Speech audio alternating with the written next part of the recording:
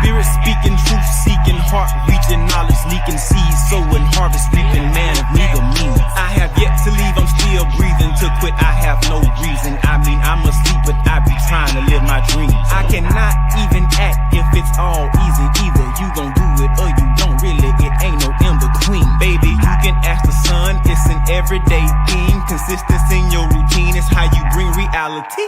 Working like a slave, that's how I made this masterpiece. Living like a god, I lay at night, I rest in peace. They remember me, but I am not Harama beef. I'm a spirit speaking, truth seeking, heart reaching, knowledge leaking, seeds sowing, harvest reaping, man of meager means. I have yet. mypdfbooks.com. That's books with a Z.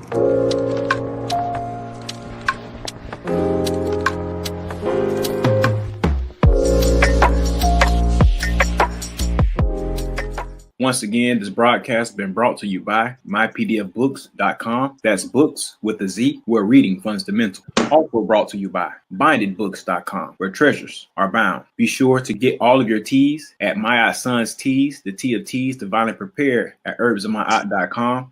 Be sure to check out all of those musical stylings by Brian Hicks Spade at bhspademusic.com. For your everyday items and religious regalia, be sure to check out morrishaberdasher.com. And for that everyday especial Morris drip, be sure to check out moresachi.com. And all of these companies are powered by ALO Design Pros. Design your online business strategy today.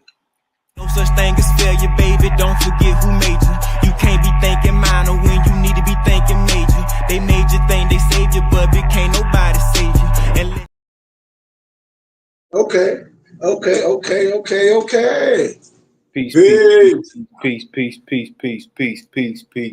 peace. Man, Brian, why don't you play one of your songs, man, real fast? One of your songs, real fast. You get into this mood. Do you mind playing one of your songs, or you want me to play one? But what's one of your songs that you love the best? That song is called Self Love. We got it right here. I don't mind playing that. Thank you, brother. Play that for us if you don't mind.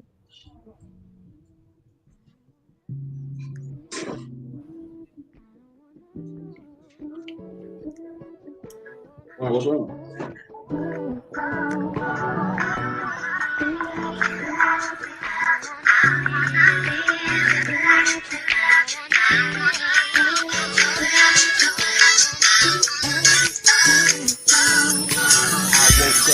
Myself a hug, no love like self-love. I'm an aberration, not a settler. So what the fuck I wanna settle for? My soul was broken, I fixed it up. So what the fuck I wanna sell it for? Really, I just wanna better us. Me, myself, and I, we about to fly up into another pinnacle.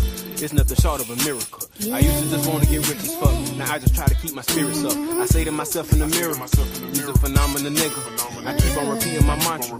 I roll on my weed in the switch. I don't know if it's the pose or the portrait, but this is the perfectest picture. I see myself more than immortal. I guess it's just like go figure. Wish I could go show Phillip, cause Lord sure knows I miss him. But we gon' live forever, so that there don't make no difference. You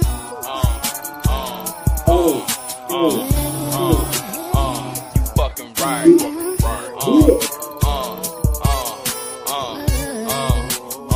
You fucking right. I can't love nobody till I love myself. I can love anybody once I love myself. I don't love everybody, yet I love myself. I can't be nobody else because I love I hope you love you. You say you love I love you too. See, I love I hope you love you. You say you love I love you too. See, me is my woman, myself is myself, and I as my seed. I live by my word. My word is only as good as my deed. Look at the past and strangers watching me bleed. Imprison myself, nah, I cannot see. How can that be? Tell me, who has helped me place this blindfold? Keeping my mind closed and my ears now open to them stories that time told forever and over again. Cause of within, when without and in doubt. I can't love nobody till I love myself. I can love anybody once I love myself. I don't love everybody, yet I love myself. I can't be nobody else because I love I hope you love you. You say you love I love you too. See, I love I hope you love you. You say you love I love you too.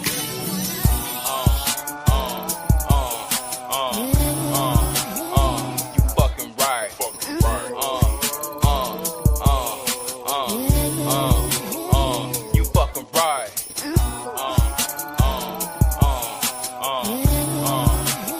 You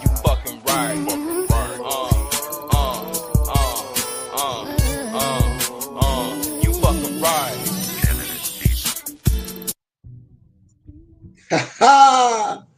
Yeah. Yes, sir.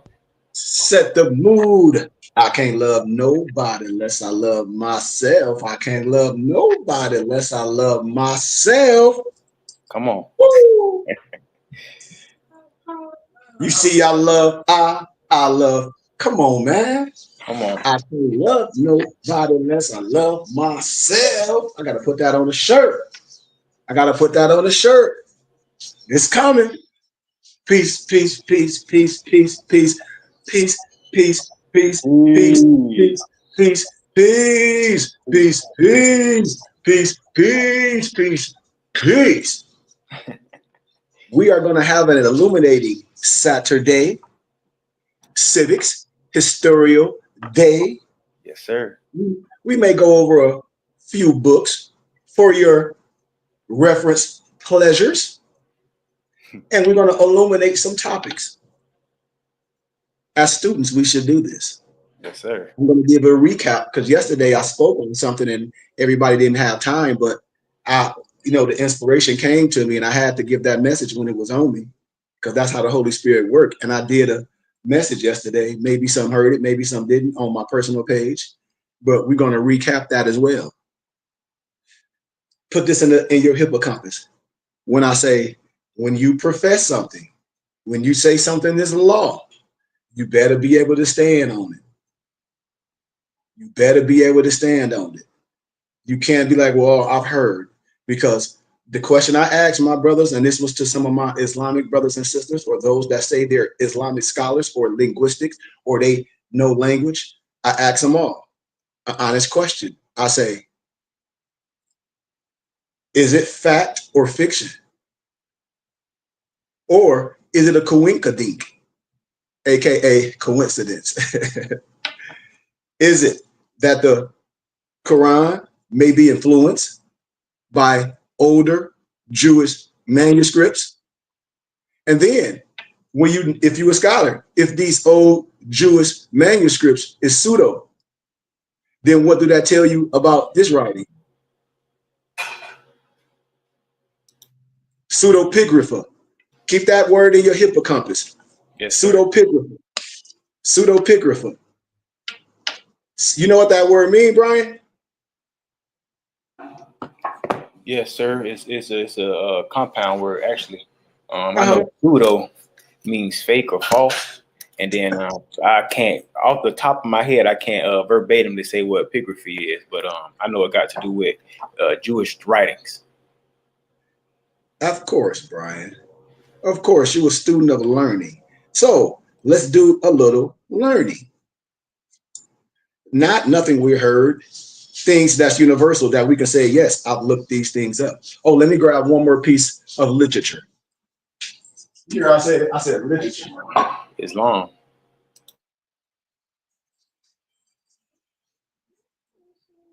Because I can get all the Pentateuchs and all the Bible that went with this, but then when I show you things and stuff, I'll show you the language and the Syriac language and the other alphabets, and you'll be like, oh, damn. Okay, so you see this right here. So look, let's say the Old Testament. What that say on there? The Old Testament pseudepigraphy. No, this not. Yeah, pseudepigrapha. Pseudepigrapha. Pseudepigrapha. Pseudepigrapha. The Old Testament pseudepigrapha. You see how I pound these? So when people be talking, I say, you don't want me to go deep. I'm still in this. Brian, I'm telling you, when people be talking, everybody know that, like, man, I am who I am. So when you come with the cap, I'm going to come with it. Now, I can burn all these up because I can spit this to you verbatim, Brian. You hear me? Yes, sir. I can spit all this to you verbatim. verbatim. You understand what I'm saying? Yes, sir. Okay, so I'm making a precedent. What? I'm making a precedent.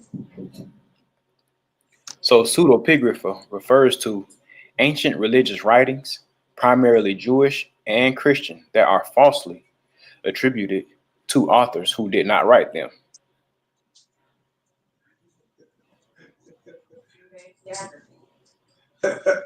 You say what, Brian? Say that again. Pseudepigrapha refers to ancient religious writings, primarily Jewish and Christian, that are falsely attributed to authors who did not write them.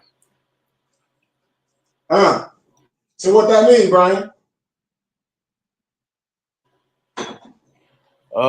It sounds like somebody could have been using a pen name or a pseudonym or something that was written was attributed or given credit to an author or somebody who really didn't write it. Watch this. Flavius Josephus ain't nothing but a pen name. When they come trying to use that, talk about that's the first Bible. We're going to illuminate that, and you're going to have to sit on your hands in the corner. You're going to have to sit on your hands when you come with that Flavius Josephus, and I'm going to show you it's all pseudo. You can feel how you want to. You can feel however you want to with that. When I break it down from scholarship, anybody going to be totally have to sit on their hands and say, is it Negrocentric propaganda? Is it Eurocentric propaganda? Or are you sincere and you're sincerely wrong and you would admit that? I'm talking to my brothers and sisters. If not, then, hey, that's what I'm illuminating it to. I'm showing you in your face. So let me show you some stuff. The New Testament Apocrypha, they always talk about the Old Testament Apocrypha, all this. I can break this down and illuminate it and show you how people, these religious so-called Hebrew Israelites, but won't tell the real thing, they caught up. The thing about biblical scriptures and things when you read, just because you read it, that don't mean it's you. It's a whole bunch of people in the Bible. Come on. So when they're talking about stuff, you see this? You see what they say? Maimonides. Yeah. The book of knowledge. Yeah. Yes, sir. Yeah. So when my Hebrew Israelite brothers talk about, they can't even read this. They probably even know what the hell is in here, but whatever. You see, when the Europeans talk about some Greek coded Sinaiticus, ain't no Greek wrote nothing. It's Egyptians that wrote Greek and know how to read Greek. If they come with the cow, I'm gonna start showing you where all your wisdom come from. I dare somebody to say something. Come on. The Septuagint with the Apocrypha. I'm gonna show you something. The Nag Hammadi libraries. Come on. And then what they say, the so-called Pentateuch and the Haftarahs, which I'm gonna show you where all this come from. When people be coming with the joke, the stupid stuff, I'm trying to tell you. If I can show you that a lot of stuff is fables and fake fairy tales, and then I can show you a lot of this stuff is in here, and I can show you where things they say, well, this could be the origin, this borrowed, and this, not, and the other. Well, if you say something is original, how can you say it's original? And I can say this comes from this. It's just the same thing when they be doing with the Bible. Although, yeah, with the Bible, you could get other stories. Of course you can. From the Epic of Gilgamesh, the flood stories. But I can show you in other real and ancient manuscripts. This is what I be telling people when they play. All these people are playing a religious, stupid game with you. And it's confusion. Who? I tell everybody it's a Scooby-Doo trick. You know the Scooby-Doo, when they get the person, boom, they pull off the wood. You think it's the so-called white man or whatever, but you pull it off, it's your own brother. I'm trying to tell you. I'm trying to tell you. See, they be mad, but you can't stop this. When they pull the mask off, you find out it was somebody who was posing to be helping you, who was actually against you. See, it's a religious game. And I love all our brothers and sisters that say they preachers and all this. I love all my brothers and sisters that say they Muslims and all my so-called Hebrew Israelite, which is an oxymoron. And all my brothers say they some Egyptians, this, that, and the other, and don't know how to read the writings. Because when I break the ancient language down and you say this book, the Quran, is the original, and I say, well, if it's original, it has to be its own original writings and original language. So give it to me. You can't give it to me. Then if I can show you and its similarity to these old ancient so-called Jewish writings, and then I can show you that the so-called ancient Jewish writings is fugazi, then what? See? It's on. I'm just saying, you have to, now I want you to start asking, it should be a domino effect. It's like, okay, well, this, we talk about mathematics. If this and this, then this is that. If that is that, then this is this. If this is that is that. How? Because we're dealing with our compass and our square. Come on, man. It's simple mathematics. That's why I be telling y'all, like, we are afraid of ourselves. We are afraid of ourselves. We are afraid of ourselves. We are afraid of ourselves. I say this all day. And religion has separated us to the degree that we don't know no culture. Everything I talk about is in the Bible. Didn't it say that God created the heavens and the earth and named all the constellations? I've been showing you this for a whole 2 weeks. All you got to do is have eyes to see and ears to hear. I'm trying to tell you. Let's proceed. I got so much to show y'all, and then I'm gonna do it like a Quentin Tarantino movie. I'm gonna go back. I'm gonna show you this. Y'all ever heard of Sheikh Sufi? Sheikh Sufi. So when we talk about Noble Ali, yes, I give credit to Noble Ali for doing something. But we had Sufis. They were Moors. They were Moors, the Moordines. I'm telling you, I can show you all through history. Even Empress Dostin El Bey of the Mohammedan Moors. I'm telling you, this ain't nothing when you know the history and when you can teach it the right way. And when a person have to be quiet, you know, this is in the continent of Africa. I mean, these were the Moors. They were Moordines. They was under a certain type of wisdom. What? The type of wisdom we under.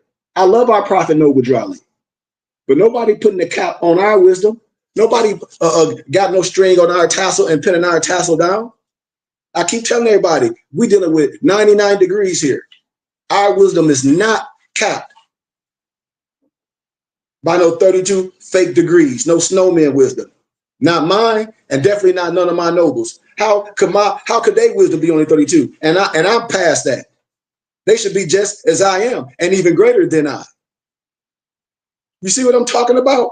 See, this is that wisdom that you pass down to your brothers, not no fake stuff. Because if you part of no disrespect, I told y'all, I'm gonna start saying exactly how it is.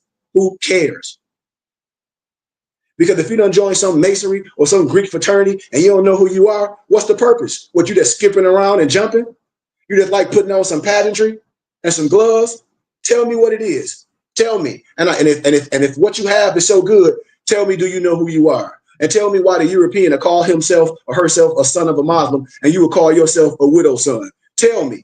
Tell me that. You can't even tell me. Tell me why the misnomer black Mason act like they don't know who Noble Ali is, and every European Mason, Scottish Rite Mason I know who the hell Noble Ali is. Damn it, a European Mason, a Prince Hall Mason, you can go on my page, gave homage to Noble Ali on his 135th birthday. You know I'm telling the truth. This is the problem that I'll be telling us. It's your own brother. I showed you everybody, like a lot of the European brothers I know, or the European Jews, whatever they want to say, Trillerite, whatever name they give themselves, don't matter to me. They always talk about Neville Goddard. And I say, well, he was taught and by the Ethiopian rabbi Abdullah. I said, it's a book by Walker C. Lanyon, Lanyon, Ab Allah, teacher and healer. And that was Neville Goddard, goddamn teacher. They gave him the wisdom. The same brother that was in the book I showed you, The Chosen Ones, with Wentworth Matthews now. Who? The Moor Zionist Temple of the Moorish Jews. They know I'm telling the truth. That's why I be laughing at our brothers. And everybody want to talk about infiltrated this, infiltrated that, and get you caught up with some stupid ass paperwork that's meaningless. I'm telling you. That's why I be laughing. People we so gullible. We so gullible. Who? The brothers that think they heavy, that dropped out of school in the goddamn 3rd grade. They every time they see a document with a Bayer name on it, they, oh, you see this? You see what this ain't to me? Man, you know, boy, that's why I be telling you, you're gonna get yourself caught up in some damn quicksand. Playing. Let's proceed.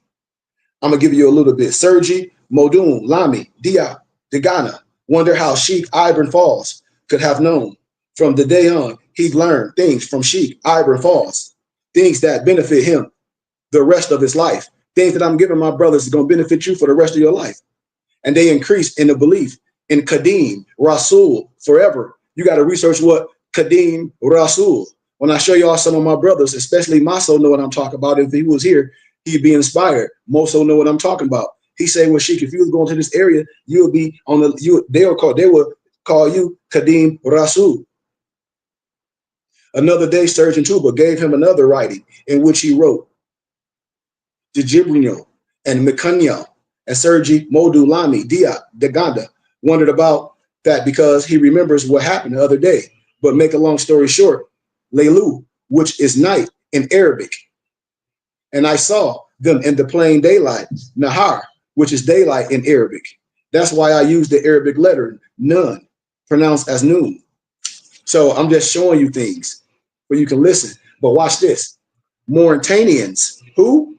Mauritanians even came to ask Sergei Tuba about Sheikh Ibrahim Falls. Who are Mauritanians? There was an Arab who was selling a camel for 300, well, that don't matter. I'm just showing you the synchronicity of names and people and land masses in certain areas of the continent of Africa. Sergi Tuba said, my knowledge and Allah's knowledge are the same. Whatever Allah knows, I know.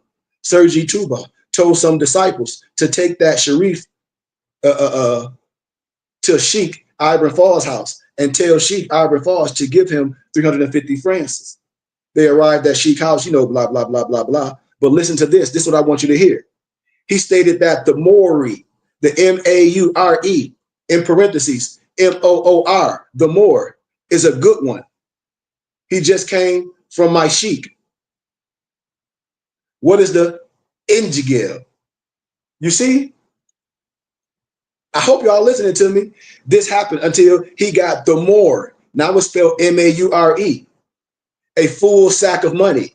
He then said, I swear by Allah, I have never seen someone who believes more than you. Never seen, studied, or heard of somebody like you. So if the European do this, why don't my own brothers? It got to be something wrong. But the Maori, aka Moor, told him, Sheikh Ibrahim Fall, since I was here, nobody is praying or fasting, and they seem to be healthy. So there is no barriers to the fact of them praying. So I want to know why. Sheikh Ibrahim Falls is a pedagogue or a teacher. Sheikh Ibrahim Fall told them, I don't have an imam. I don't have an imam, which is the reason why. Can you find me an imam? The Maori said, yes, however, I will choose an imam by the darja of my grandfather, the prophet, peace be upon him. If I look at somebody, their flesh will tell me if he or she is worthy or not, because imam never sins and will never sin the remaining of his life, and whom knowledge is enough for it. Sheikh Ibrahim Fall told him, what a hard way to choose an imam. Can you find out if there is an imam among my disciples? The Sharif praised Allah and grabbed the hand of someone. Sheikh Ibrahim Falls asked, who is that? They replied back, Sergi Muhammad Mustafa Fall, your son. Sheikh Ibrahim Fall said, but one person is not enough to fill a mosque. Try to find somebody else. He grabbed another hand. That was Sergei Mortala Fall, Ibn Sheikh Ibrahim Fall. Sheikh Ibrahim Fall was showing the disciples his caliphs, aka my muftis, my nobles in Moorish science and that vernacular. And the Sharif kept going on and on until Sheikh Ibrahim Fall told him, you have answered yourself. What was I doing to have imams as sons? I won't change it. And that is working for Serge Tuba. I don't want to continue to go on it, but I jump down. When Sergei Tuba changed form, Sheikh Ibrahim Fall told those who wanted to be caliphs, you don't deserve to inherit from the prophets. This is the reason why Sheikh Ibrahim Fall asked them, why don't you find me someone whom my family and I will belong to? It's just teachings. But when people say, well, this is the only way, and when I start showing you history and I say, now, I'm going to show you something. I'm going to show you Tasawwuf. I'm going to break it down all the way, things that was before us when I talk about inspiration. And that's what I want you to know. When I go back like a Quentin Tarantino movie, Brian, you're going to see how the Arabic language and the Arabic Bible have to be inspired by what I'm saying when I show you. If you're a scholar, and then if you don't believe it, I don't want you to believe it. I want you to research it. I'm giving you something to compare to. I bet you come back and have a lot of more questions. Because I'm opening your what paradigm to what show you what people have been telling you. Is it factual or are they just telling you? Because men lie, women lie, numbers don't lie. Remember, numbers are letters, letters are numbers, numbers are spells. It spell everything. I showed y'all it's gematria in the Bible, the Hebrew code in the Bible. I've been showing y'all this for weeks. I've been connecting the dots. How can you have a piece of the puzzle and you don't have all the pieces to the puzzle? And even in the puzzle, I'll give an analogy like the Bible. It quote other books. The book of Yasher. Didn't you read this in this book? Didn't you read this in this book? Didn't you read this in this book? In academia, we call that what? A prerequisite. That means you got to read this before you got here. So how you going to get here? Oh, I'm dealing with civics. You ain't dealing with no civics. You're dealing with what? Sovereign citizen, Roger Elvick, European militia, paradigm group, overthrowing the government, criminal behavior. That's what you're doing. Tell the truth. Yeah, it's all that. So I don't want to stay too far in this. But when people be professing something, when they don't know what they're talking about, they need to sit on their hands. You still with me, Brian? My noble Brian probably sat back, got him some coffee, kicked his legs up. Now, the other context I want y'all to talk about is how we've been lied to. When I always talk about how misnomer Black teachers and professors will have you watch some Roots and have you watch that as program, not program, required reading. Peace, Brian. You still with me? Yes, sir. Yes, sir. Okay. So now our Mufti, I wish Dantes was here. He told us when he was in high school that his high school teacher, which was a Black person, white, whatever you want to misnomer it, said that they had to watch what? Roots as what? Required reading, right? Islam. Or the required film or whatever. And I said, now these people teaching our kids, yeah, they got an education, yeah, they got their teacher degree. But how in the heezy, Noble Brian? How in the heezy? Because I want to say way more. You know, I want to just get belligerent. I really do. You know what I'm saying? Because we always try to make an excuse for what we doing to us. How in the heezy, Brian, can any Negro say they got an education and teach their kids or teach some other students that look like they goddamn kids or look like them about some stupid ass roots as required reading? And then misnomer Black people make videos and documents talking about, yeah, that's their ancestors.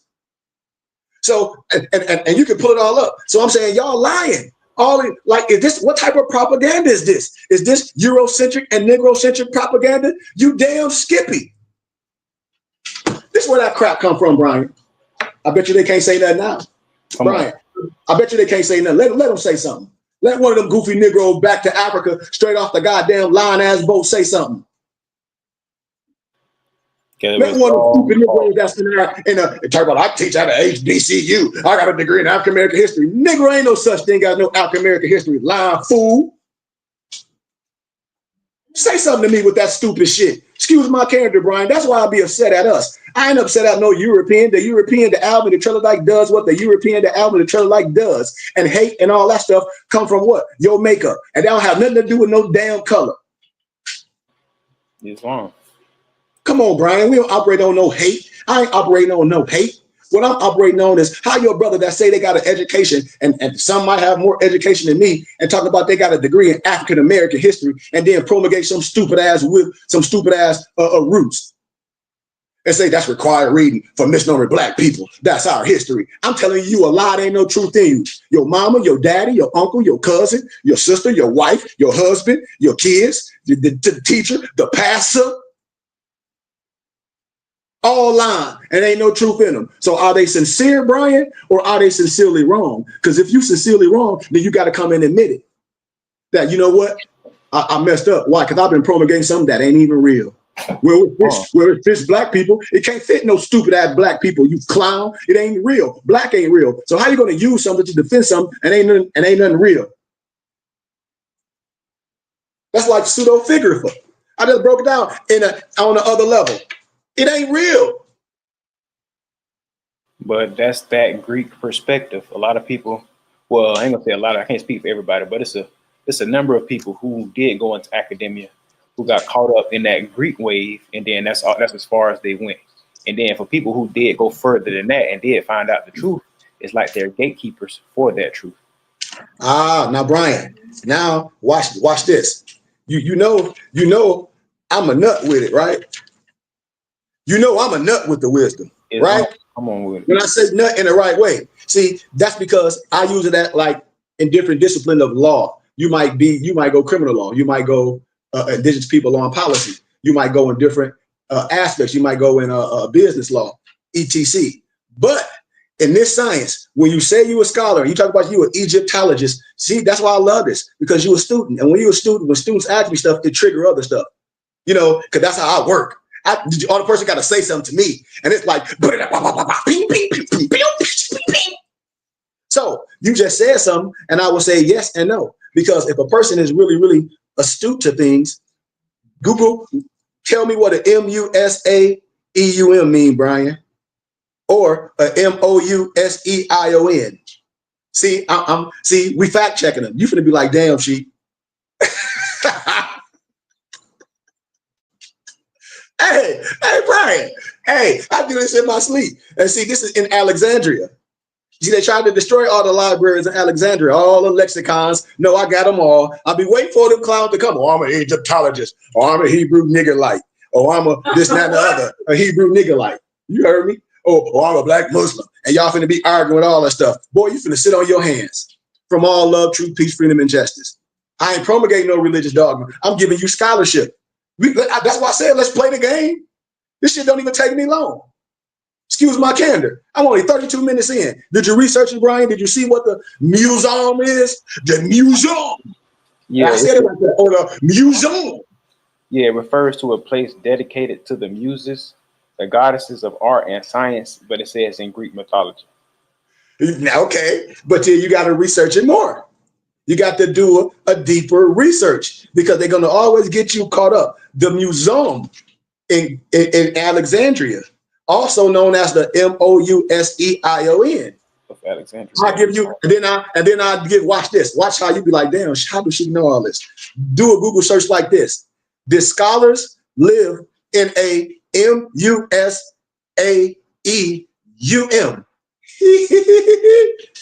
Also known as the MOUSEION of Alexandria, my brother. Of Alexandria. You hear me? They tried to burn all the libraries. Ain't no Alexandria, no damn Greek. You hear me? Islam. I'll wait. Because see, in academia and scholarship, when I talk about doing extensive research, to say, aha. And to answer that question, it says, yes, scholars did live at the museum in Alexandria.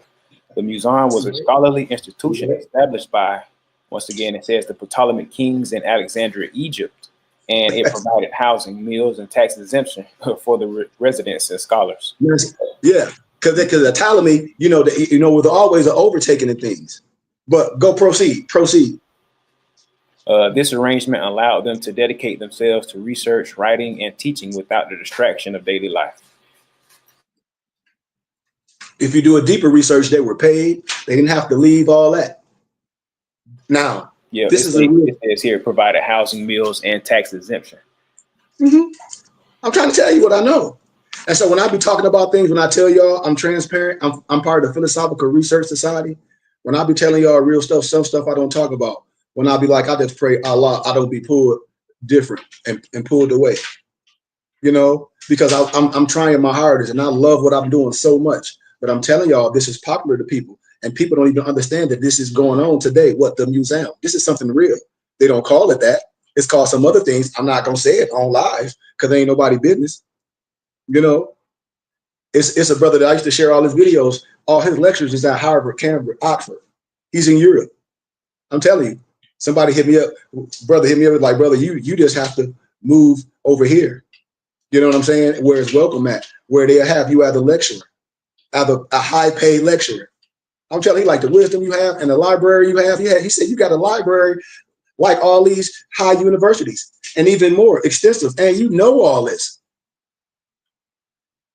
And I don't come from no religious perspective or no dogmatic perspective. That's why I said play the game if you want to.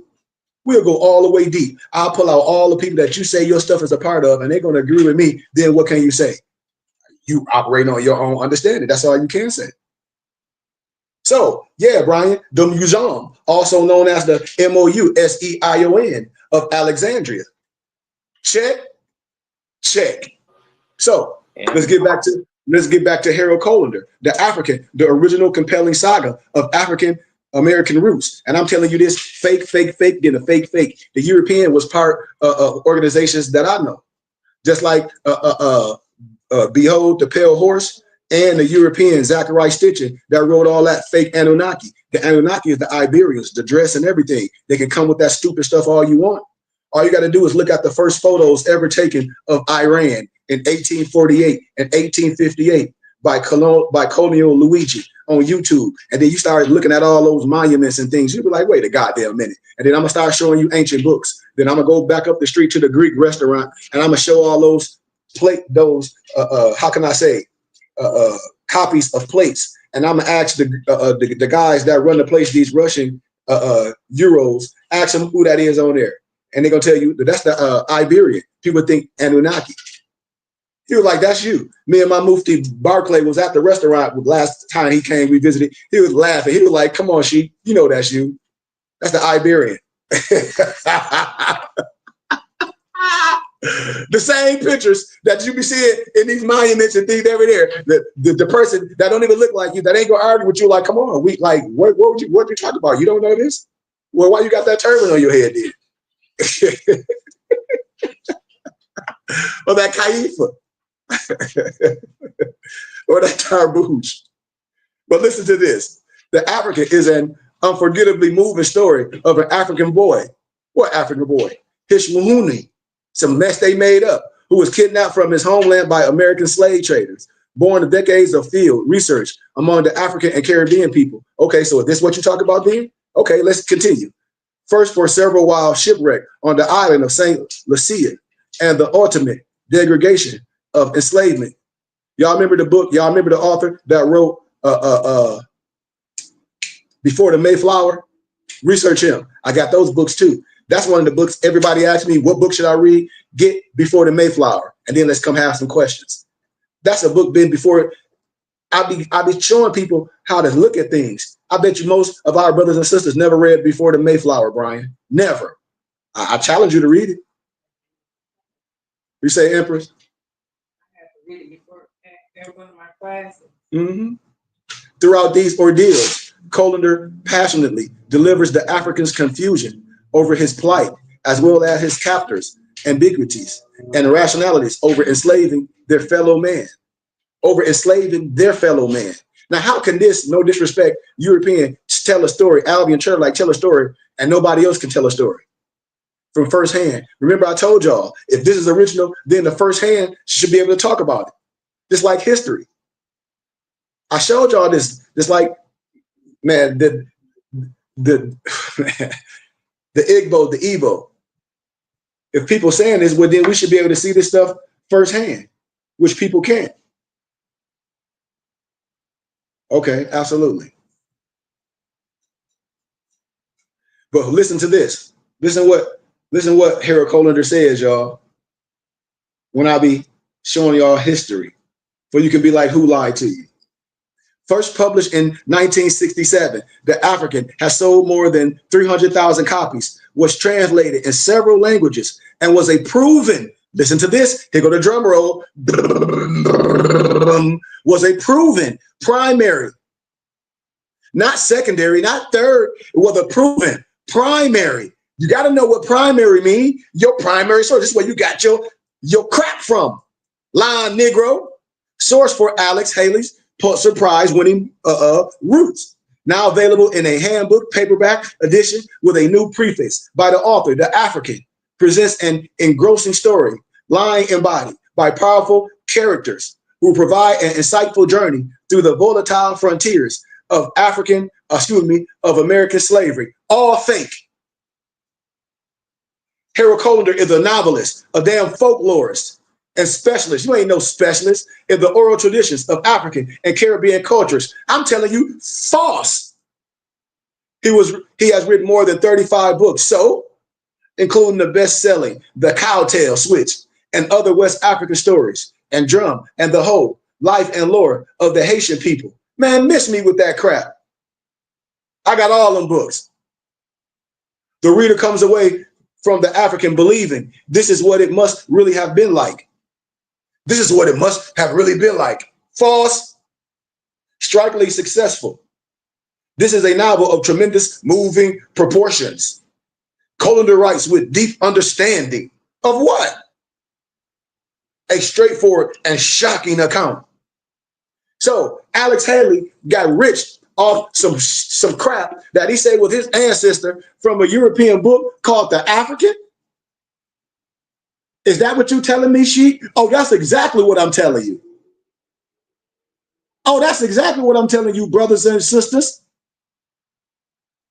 That's exactly what I'm telling you, brothers and sisters. I don't care what religion you is. Who lying to you? Who telling you the truth? It's a Scooby-Doo trick. You take it off. It's your own brother. That's the miseducation of the Negro, Carter G. Woodson. And a lot of them was Freemasons. They'll only be able to tell so much. But they did a solid. So you telling me Roots, Alex Haley plagiarized all that from this European? And he got sued? So you telling me Alex Haley made all that up, and your mom and your dad or anybody talk about something? Well, let me sit you down, son. And you know, most people Black history come from some stupid ass line ass Kunta Kinte, come from some stupid book by a European lower level Freemason, no disrespect to no one, named Harold Colander, and a book called The African. Tell me I'm lying. It's right here in your face.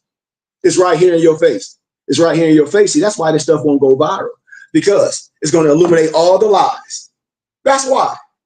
That's why my stuff don't go viral, because it illuminates all the lies. And when people be saying, well, I'm a scholar, if you ain't no scholar or nothing, you can't be no scholar or nothing if you don't agree with what I'm saying. You ain't no scholar. You on some black stuff, or some you hate the white man, or some religious dogmatic perspective. You on some black power, you on some old religious stuff. That's what you want. It's just like the brother with that word of get damn dashikis and the black power. They always talk about Kwanzaa.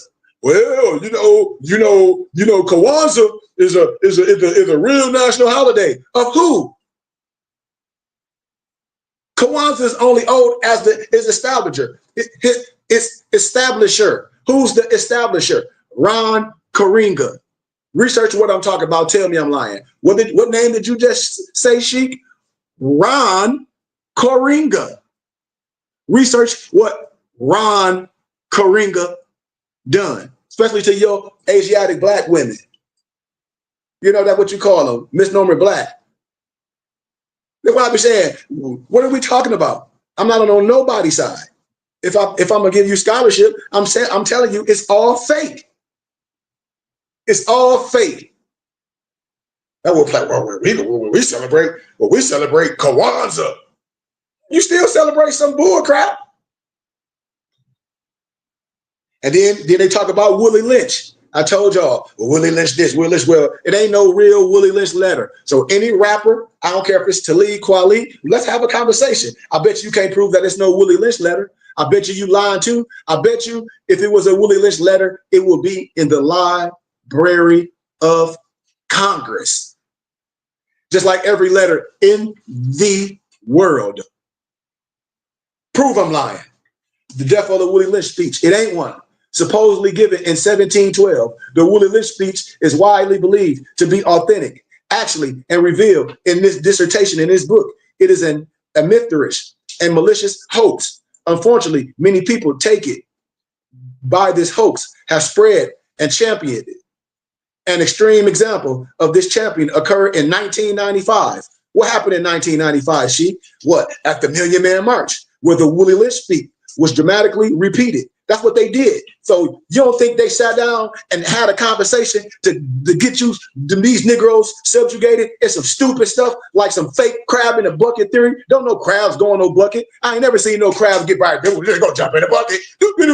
We crab, we get in the bucket. That's stupid. And we deal with stupid stuff. But that's niggas. Excuse my candor. I'm saying it just like that. It's stupid.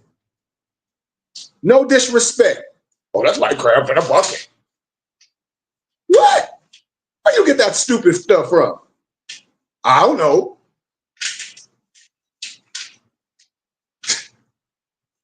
They got that from the Million Man March. The Willie Lynch speech was dramatically repeated. Marchers and millions around the world who witnessed the march through television, radio, were presented with this hoax as fact, as history. Get mad at me if you want to. I don't give a heezy crap about nothing. That's why I'll be telling y'all, stop putting your energy in somebody else. And then all this fake stuff where we still fit black people. How can it fit misnomer black people? Black people ain't real. And then this ain't real. So how can it fit something that's fictitious? How can you make something that ain't even real fit you? That's some stupid stuff, y'all. This is what I'm telling my brothers and sisters. That's why my stuff don't go viral. I already know why. Because my voice cut. It cut. It cut like a knife. I told y'all what they used to separate us. Religion. Man, Yahweh ben Yahweh was through the Nation of Islam. He was the fruit of Islam. Dr. York, no, he was the Moor. Fard Muhammad, David Fard, whatever the hell you want to call it. Fardy Fard was part of the prophet. Then what I be telling y'all, it's a joke. When I pull out the documents, they know everything I'm talking about. The history. They all know. It was a hoax. And when was the hoax spread? In 1995 at the Million Man March. Y'all know it's the truth with some fake Willie Lynch speech. Repeated. Negroes march all on the television and radios. Y'all was presented with the hoax. In the so-called Death of the Willie Lynch speech, Professor Manu Ampin exposes the myth of the Willie Lynch. Ampin does this by documenting the 20th century origin and fraudulent history of the Willie Lynch speech and speculating correctly about the author's identity, forcing the admitted hoaxer to confess. This volume contains the fake Willie Lynch speech corresponded between Ampin and the admitted hoaxer and the hoaxer's confession. They already done told y'all this. I did an oral dissertation. That's why I be saying I be waiting for these lying Negroes to come on here. They not. They not. And they damn sure ain't no gatekeepers, because a gatekeeper got to be keeping some secret. It ain't no secrets. It ain't no secrets. It's sacred. It ain't no secrets. The secret is data. When a so-called end time come, like they say, and they think it's finna be something else, the joke gonna be on their stupid asses. Now, excuse my candor. Willie Lynch is fake. It's fake. It's fake. It's fake. It's a kindergarten attempt to wake misnomer black people up. It's fake. It was a 20th century fake. We gave PowerPoint presentations on this. Primary research and the death of the Willie Lynch.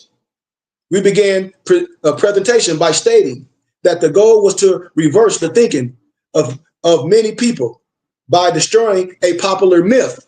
That's the only way you can help people. How? By destroying the myth. That's why it's called mythology. Well, what is Greek? Greek mythology. Jesus is Jesus. Immediately after the panel concluded, a number of people approached me and shocked that the Willie Lynch letter was a modern myth, and they were inspired to inform others to stop promoting the fake speech. Soon after, I was invited to publish the essay, The Death of the Willie Lynch Speech, in the winter 2005 and 2006 issue of the Next Generation magazine. All this stuff be in London, England. That's why I told y'all when I be telling my brothers and sisters, I'm gonna be gone in a minute. Why? Because if I show y'all the emails, they say you accepted over here. You will never be accepted over there in America. He said, because no disrespect, misnumbered black people is the whitest black people. I mean, is the whitest black, is the blackest white person you will ever see. Who? The misnomer black man in America. They're like, come to Europe and you can lecture anywhere and get paid. I'm telling you facts. All this was, they all know this. And this was written in 2005. It's so-called 2025. So we talk about 20 years ago. Then I wrote part 2 of the essay that I got the spring of 2006. The magazine and later posted both essays on my website. Since the events, my Death of the Willie Lynch speech essays have gone viral on the internet, taking one life to another, blah, blah, blah. I just want to give you all a little context to straighten your mind up. Since 1995, there has been much attention given to a speech claimed to be delivered by a William Lynch in 1712. This speech has been promoted widely through African American and Black British circles. It is reprinted on numerous websites, discussed in chat rooms, forwarded, as did, emails to friends and family members, assigned as required reading in colleges and high school courses, promoted at conferences. And there are several books published with the title of Willie Lynch. So I'm telling you, every Negro, every European, every fake scholar, that say, oh yeah, the Willie Lynch is real. You a lie. You a lie. And you can easily be destroyed with how? With your wisdom. You lying. You saying that they're promoting this in academia? Yes. Come on. Brian, that's why I tell you it's a thing in academia called the reading list. How do I know this? I told y'all I've been in the Lions Den and I came out unhired. I keep telling y'all, I graduated with honors talking just like that. I went through some shit. Excuse my candor. My empress will tell you. I got some scars, scabs, and wounds going through it because I was like, no, you ain't going to tell me this. I know how to defend myself. I have the right to defend myself. I know language. I'm proving my point. So if we're dealing with academia and I'm in the library and I'm giving peer-reviewed scholarly research, you can't say shit. Excuse my candor. Come on. Please. Excuse my candor. You have to take it for what it is. You see?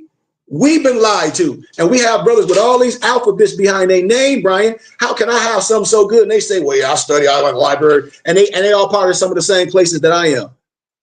The difference is I ain't took no oath, Brian. You see? The difference is when I make mine, they can't take it back. Come on.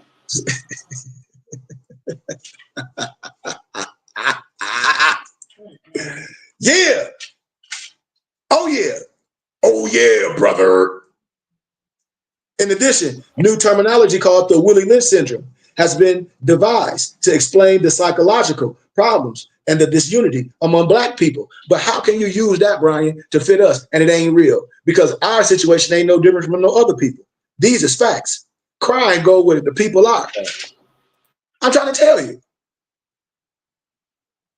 Further is naively assumed by a large number of Willie Lynch believers that the single and isolated speech allegedly given almost, when he's talked about it, when Farrakhan talked about it, because that's what I'm saying, with all due respect, 300 years ago, completely explains the internal problems and division within the African-American community. Because it's divisions if you think that Willie Lynch is real. Because you say it explained Black disunity. That what you say? Right, Brian? Islam. Come on with it. Come on, all my people talk to me. That's why I be saying, let's have a conversation. The African Americans who are aware of this speech have not questioned its authenticity. But you will go to a dude and say, oh, your Jordans ain't real. They'll go up to me and be like, Sheik, is your diamonds real? Let me diamond test it. I'll diamond test your jaw. How about that? Come on. You said word about something else. And it's real talk though, Brian. Islam. Niggas always trying to do skits. And that's what I be saying. You see it always trying to do skits. Girl going down the elevator, early touch. You get your head blew off playing with a grown man. Oh, I'm just playing. People know what I be talking about, babe. They know they be playing. They be playing. This is what I'm saying. Negroes be playing. They know what I'm talking about. They act like I don't. And that's the joke that Negroes be doing because we playing. We dealing with small talk. Got time for no stupid small talk and no games. We serious out here. We soldiers in a war. Oh, everything's so happy. No, it ain't. Come on. Assume it to be a legitimate and very critical historical document that explains what has happened to African Americans. Because Brian, we can get our brothers and sisters right now and think they so heavy and see, brother, they get some. See, you don't understand this. See, we under Willie Lynch syndrome. Man, miss me with that fake pseudo crap. That pseudo-pigrapher crap. Yeah. What did you just say? What word did you just use? Boy, you better upgrade your vocabulary when you coming to me. Stop playing. Real talk, Brian. We don't. This is not no game. Law is not no game. Who we are is not no game. That's why I said, oh, people not gonna come and admit that they sincerely wrong. It's real Yeah, life. they might have been you say what, Brian? I was saying you're right. It's real life. Real life. Yeah. All the people that promulgated this stuff, they're not gonna come and apologize. Well, were you with the shiggity then? You wanted them. It's a myth. It's a brief explanation. I just want to touch on it a little bit because we in class. We went to school all our life for hours. Well, I went to African American. I learned this. We took a whole month to learn African American history. How you gonna learn African American history in a month? And there ain't no such thing as African American history. Smart guy. I'll study Egyptology. What? The language? The ancient language? What's the ancient language? Arabic. No, you didn't. Oh, we're gonna talk about it. We got time. That's what I be saying. Come with your facts. Don't come with your feelings. The Willie Lynch speech is not mentioned by any 18th or 19th century slave master. Uh-oh, Brian. Did you hear what she just said? Did anybody just heard what I just said? Yes, sir. It's not mentioned by any of the slave masters of that time. Nope. No 18th or 19th century slave master or anti-slave activist. There was a large body of written materials from the slavery era, yet there is not one stupid reference to a stupid Willie Lynch speech given in no stupid 1712. And I'm saying it like that because this is very curious, because both free and enslaved African Americans wrote and spoke about the tactics and practices of so-called white slave masters. Who was back then? Wasn't Frederick Douglass back then? Wasn't Nat Turner back then? Who? Aloda Equina? Remember I told y'all Oluno Equina when I break the documents about the Igbo, the Nigerians, when the Europeans came and they give credit and homage to the genealogy and the genetics that they are the true Jews. Olida Equina in his own what? Autobiography. Because if you're going to talk about something, it's going to be firsthand. See, they can't come with no facts. They ain't got none. That's what I'm telling you, Brian. Like, who lied to you? Let the religious man come that look like me with the games. And they say, well, I got an education. I got letters behind my name. You will sit on your hands. And then I'm going to show you that you are a lower level Freemason. And you are dealing with Dianetics. And you are dealing with Ron L. Hubbard. So how the white man the devil? Oops, I said too much. No, I didn't. Now, David Walker, Maria Stewart, Martin Delaney. Y'all know who Martin Delaney is. Henry Highland, Garnett, Richard Allen, Absalom Jones, Francis Harper, William Wells Brown, and Robert Purvis were African Americans who initiated various efforts to rise up against the so-called slave system, yet none cited the alleged Lynch speech.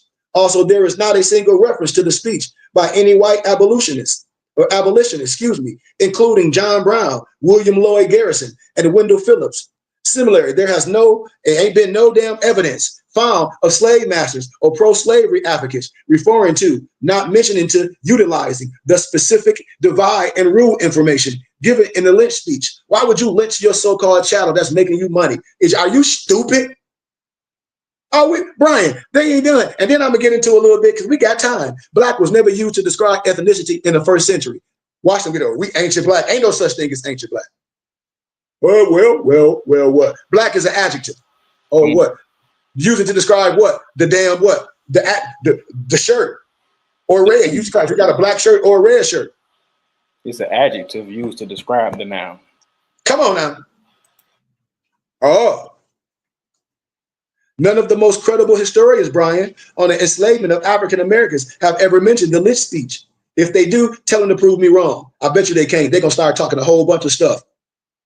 That's not relevant, out of context. They're gonna start saying, well, Jesus is God and Jesus is Lord. That's what these Negroes be doing. I ain't arguing with you or nothing about what you think and how you feel. In anything of their writings, a reference to the Lynch speech and its alleged divide and rule tactics, it completely missing the works of Benjamin Quarles, John Hope Franklin, John Henry Clark, W.E.B. Du Bois, Herbert Eptiker, Kenneth Stamp, John Blassingame, Rosalind Turborg Penn, Darlene Clark Hine, and Lorraine Bennett. Y'all know who Lorraine Bennett is. Lorraine Bennett wrote what? Before the Mayflower. These authors have studied the details and dynamics of Black social life and relations during slavery, as well as the machinery of control by the so-called slave master, yet none made a single reference to no fake Willie Lynch. Where them brothers at? Where them brothers that say, oh, I teach a kid African American, you having them read some lying Willie Lynch letter. Where you at? If I can tell you a liar. Oh, well, are you upset? Oh, he mad? I ain't mad and I'm upset. I feel good. You heard the James Brown, but I'm giving expression. I'm giving emphasis on how I feel. And I feel very emotional to this. Not like it to do something or I want to do something to somebody or make somebody convert to what I'm saying. What I'm telling you, you have been lied to. That's what I'm telling you. You're dealing with truth and falsehood strangely mixed. I just told you. And right here, it ain't no truth, none of this. You might say it's some truth in it because you say, well, this is how black people is. It can't be if it's fake.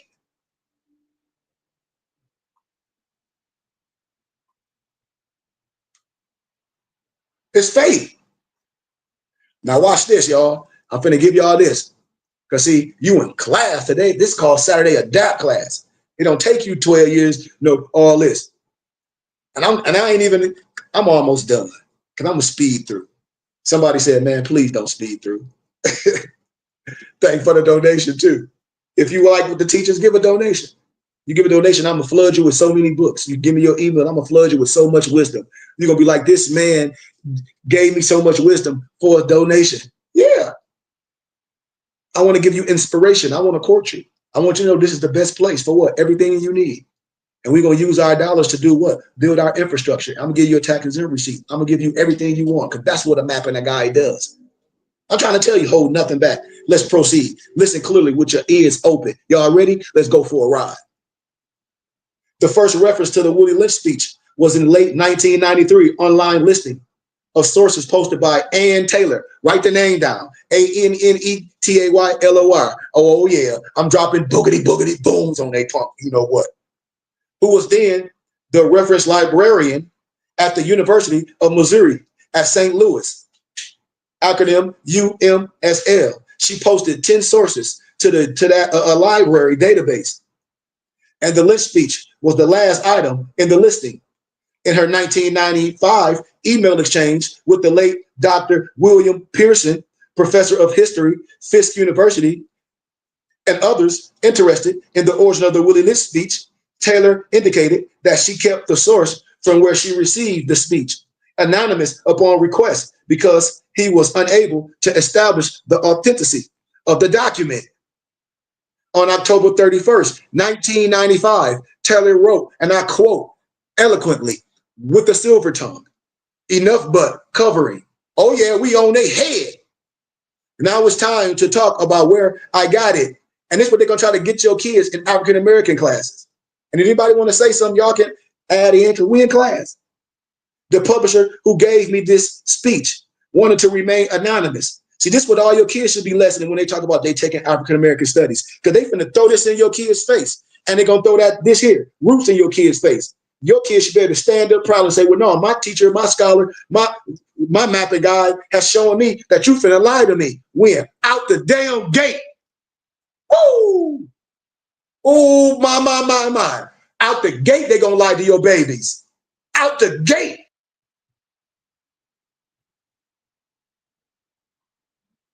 Out the gate, they're gonna lie to your babies. Right out the gate. Yeah, keep us here. Keep us all here. Out the gate, they're gonna lie to us. It was printed in a locally, widely distributed free publication called the St. Louis Black Pages, the 9th anniversary edition, 1994, page 8. Oh yeah, family. If anybody want to say, yeah, and my Noble Dantes on there. Noble Dantes said they have him read some what? Watch some roots. It's long. APF and I said it, history. Yeah, and it's fake. It comes from this right here. You see? They're going to lie to your babies at the gate. They're going to have your kids teach them stuff, and right in their mental, when they babies, is subjugate them to think that they somebody better than them. Right out the gate. It's long. It's long.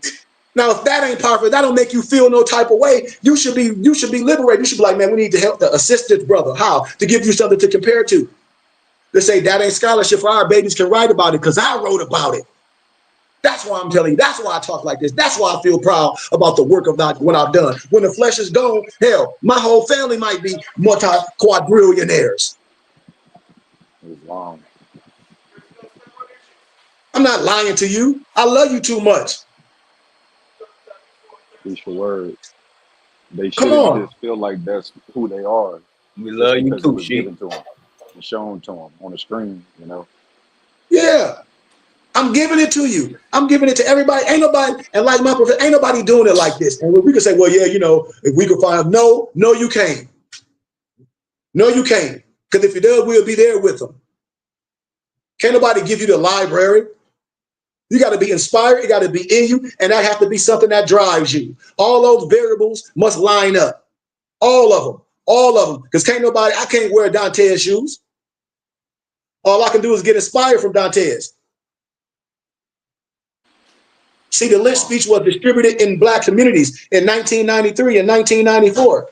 And in fact, I came across it during the time period, or maybe a few years earlier. However, as an historian trained in African studies and primary research, I never took it seriously.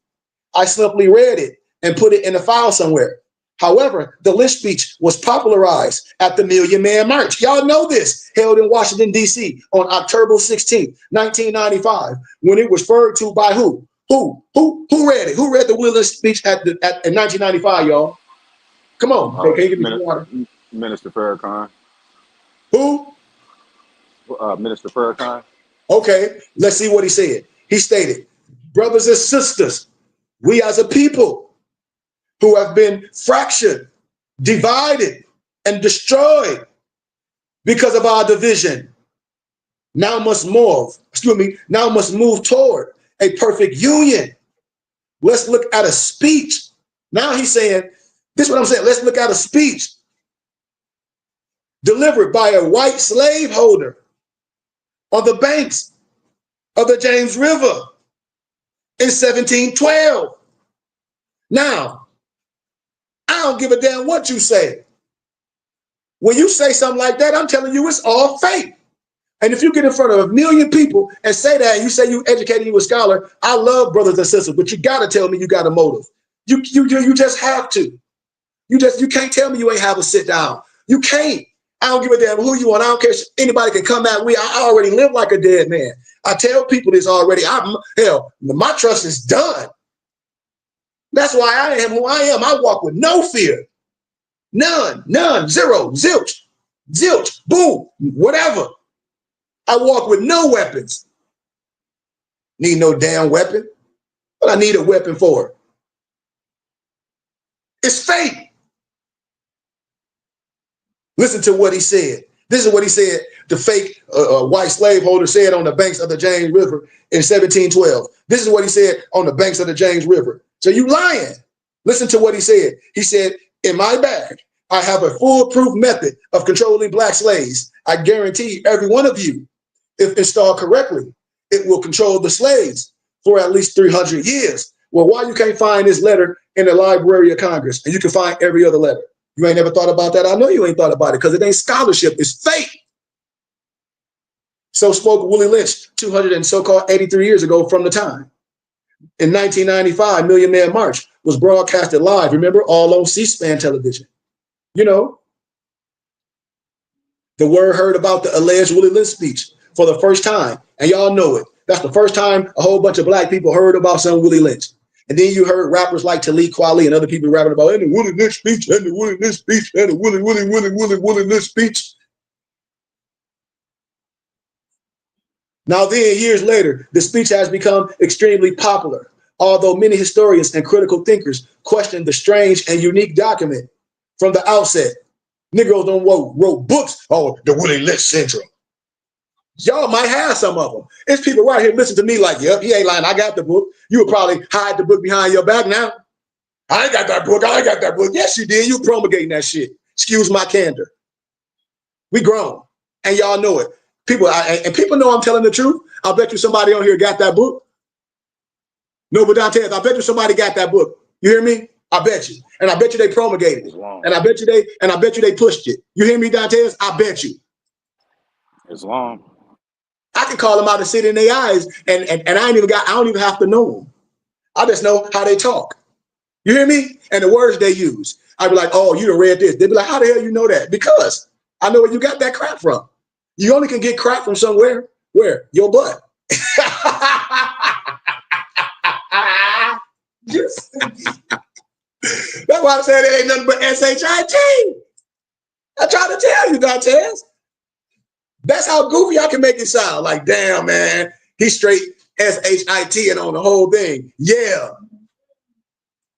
Yeah. Wasn't no Willie Lynch speech given in no 1712. Brothers, who was Willie Lynch? The only Willie Lynch who could have authorized a 1712 speech in Virginia was born 30 years after the alleged speech was given. Family. The only known Willie Lynch lived from 1742 to 1820 and was from what? Pennsylvania, Virginia. No, Virginia. I'm just messing with somebody that say Virginia like that. It is obvious that William Lynch could not have authored a document 30 years before he was born. Message. This William Lynch never owned a plantation in the West Indies, and he did not own a slave plantation in Virginia. Y'all still with me? If y'all still with me, talk to your brother. Islam, shoot. Okay. Divide and rule. The Lynch speech lists a number of divide and rule tactics that were not important concerns to slaveholders in the 1700s, and they certainly were not adopted.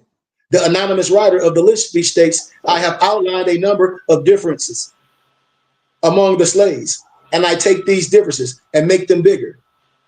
Here is the list provided in the Lynch speech: age, color, intelligence, fine hair color versus coarse hair, tall versus short, and male versus female. But listen to this, y'all. However, none of these tactics were concerns to slaveholders in the 1700s, in the West Indies, or the colonial Americas. No credible historian has indicated that any of these items on the Lynch list were a part of a divide and rule. See, they say a scholarship, it can be if the scholars don't agree. Don't know scholars, not one. In the early 18th century, these are current 20th century divisions and concerns. You know, y'all got the stuff that they say, the Lynch tactics, age, color, light versus dark, intelligence, fine hair, tall versus dark. And then you read, and then the real divide and rule tactic: ethnic origins and language, African born versus American born, occupation, house versus field slave, reward system for good behavior, class status, outline social gatherings. See, that's the real divide and rule tactics, not no lying Willie Lynch. They know I'm telling the truth. We exposing a liar, your own brother and sister. It is certain that the Willie Lynch did not use his divide and rule tactic on his modest plantation in the West. There are a number of terms in the alleged 1712 speech that are undoubtedly anarcharisms. Y'all know what that is? Anarcharisms is words that are out, is words that are out of their proper historical time and period. What's the word of the day, Brian? Brian, what's the word of the day? Anarcharism. No, the other word that we explained, pseudepigraphal. Pseudepigrapha. All y'all got to do is research that. Research that word. I told y'all, when you up Noble Alonzo, see, this is what our babies need. You see, we get caught in mistranslation, and these other people to get them caught up in a linguistic game, and our babies don't know language. But when they dealing with me, all they got to do is come with language. They'll fact check everything. They'll be taking all these classes, and they'll say, well, my sheik showed me some stuff in Alexandria. They can even get arrogant with it and say, well, my sheik studied and lives in the museum. If you say that, oh my God, they gonna get the shaking in their boots.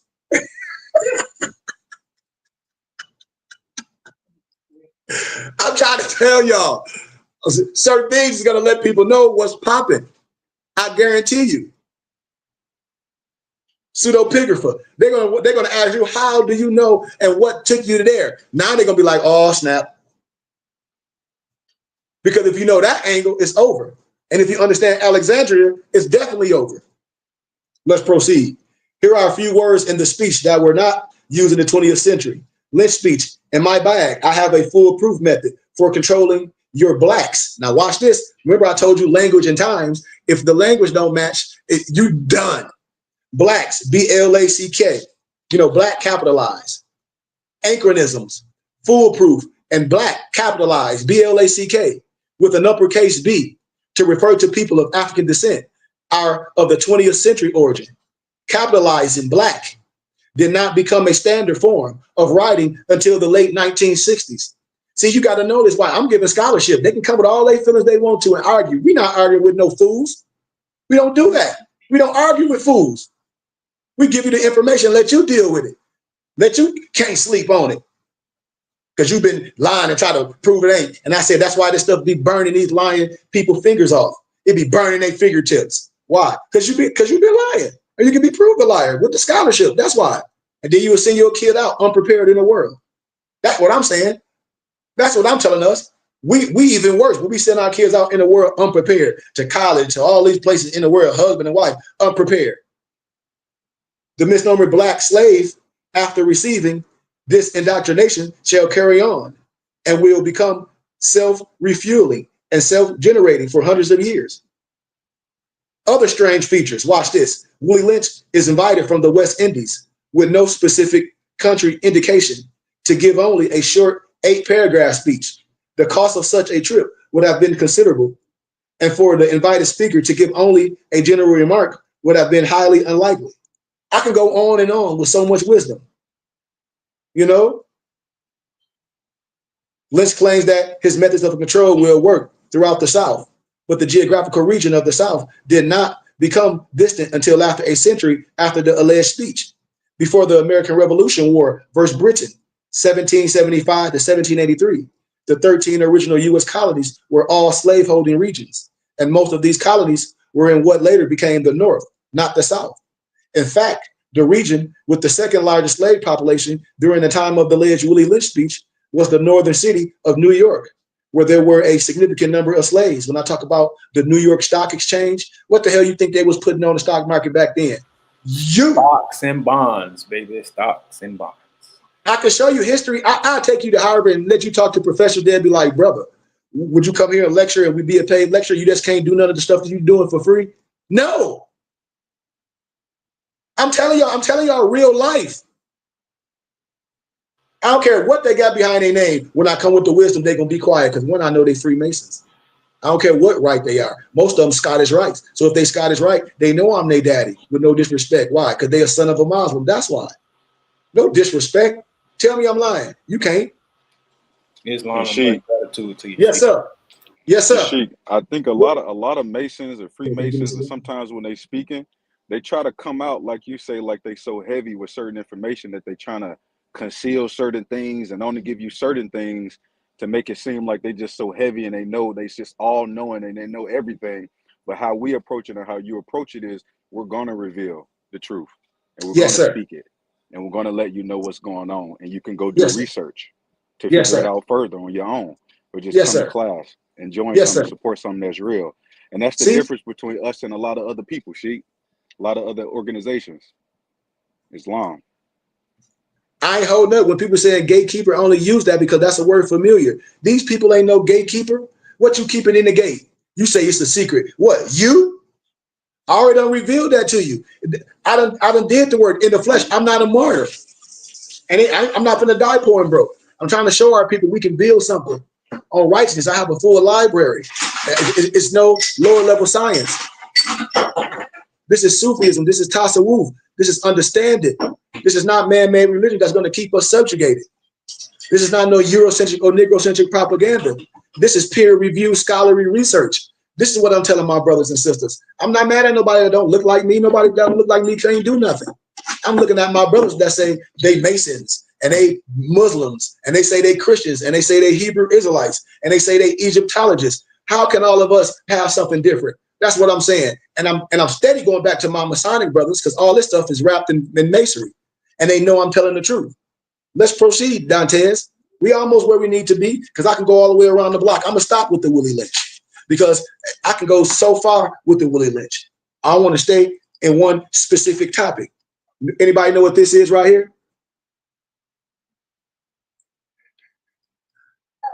Can't even see it.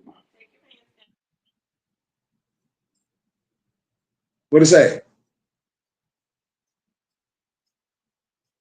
The truth. Can't see them. Okay, that leads to eternal life. The truth that leads to eternal life. Anybody know what this little blue book is?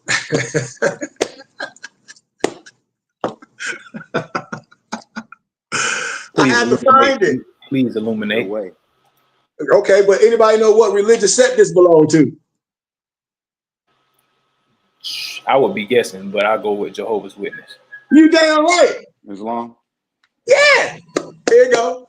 So now watch this. So this is one of their originals, and then they'll tell you, well, we wrote. They got rewritten books, and the rewritten book don't even have the original in it. It got some stuff out, some new stuff. So therefore, it ain't original. Why? Because the original you just didn't reprint the original. From the original, you took out information from the original and did a reprint and added something. Why? To Hansel and Gretel, to draw you off the breadcrumbs. I'll be waiting for them to come. I told y'all, it ain't nothing like a Scooby-Doo trick. Watch this. Watch this. They don't understand about the YHWH, Brian. Watch this. Let's just hear me. I told y'all I can walk around this whole thing with my eyes closed. No disrespect to no one neither. Let me get to my specific part because the page is falling apart. Okay. So I'm gonna get to a specific part. I'm in chapter 3. Look, my page is all falling apart, Brian. This book old in a mug. It was copywritten in 1968. The Watchtower Bible and Tract Society of Pennsylvania, publishers, Watchtower Bible and Tract Society of New York, Inc., International Bible Students Association, Brooklyn, New York, USA. This book is published in 91 languages. Total books printed of all editions, 74 million copies of this original was printed, Brian. You hear me? So That's a lot. Yeah, so now let's play with it. When they say, oh, no, you don't have the original. And if you got a reprinted one, it should have the original stuff in there. So now what you're trying to hide when you take stuff out? Let's deal with it a little bit and see that it sounds familiar. To distinguish himself from the many false gods. Why you got to distinguish yourself from many false gods if you are the God? I already broke this down, y'all. I told you with all these different gods in the Bible. I showed y'all that. The so-called true God has given himself a personal name. What? The name he gave himself. Praise his holy name. This set him apart from all others. It is not God's name.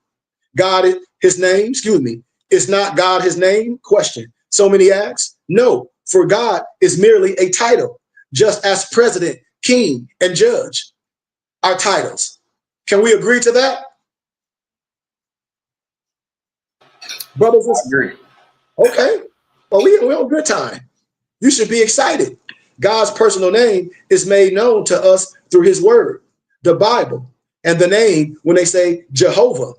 But it never was a J. So remember in the King James, it was King Ames, I-A-M-E-S. But whatever. We say Jehovah, but we know it's Yahweh, but whatever.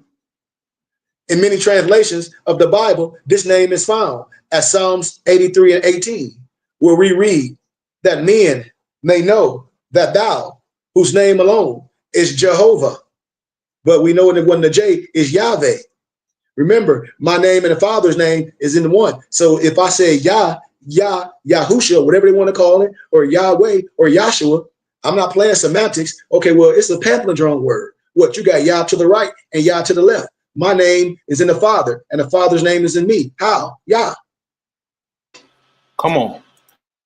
Oh, you want me to go deeper? You want me to go with a Yoso Somos code? What's a Yoso Somos code? I just told you. Hiya, hiya, hiya, hiya, hiya, hiya, hiya, hiya, hiya, hiya, hiya, hiya, hiya, hiya, hiya, hiya. Yeah, you got Yah to the right and Yah to the left. But that's a whole nother topic. That's a whole nother topic. That men may know that thou whose name alone is Yahweh, they say Jehovah, art the most high over all the earth. And in almost all translations, the name is found at Revelations 19, 1 and 6, as part of the expression Aliyah or Alua, A-L-L-E-L-U-I-A, or hallelujah. This means praise, they say Jah, but you know it's praise Yah.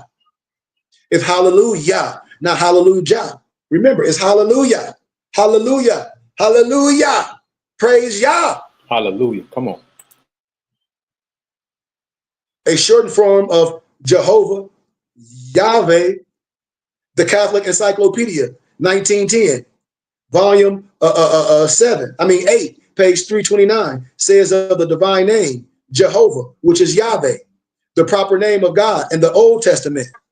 However, the Jerusalem Bible, a recent Catholic translation, regularly uses the name Yahweh, as do a number of other translations. Why is that, you may ask? Why is that, you may ask? In the Hebrew, per se, the language in which the first 39 books of the Bible were written, God's name is represented thousands of times by 4 Hebrew letters. What? The YHWH. In ancient times, the Hebrew language was written without vowels. The reader supplied the vowels as he read the words.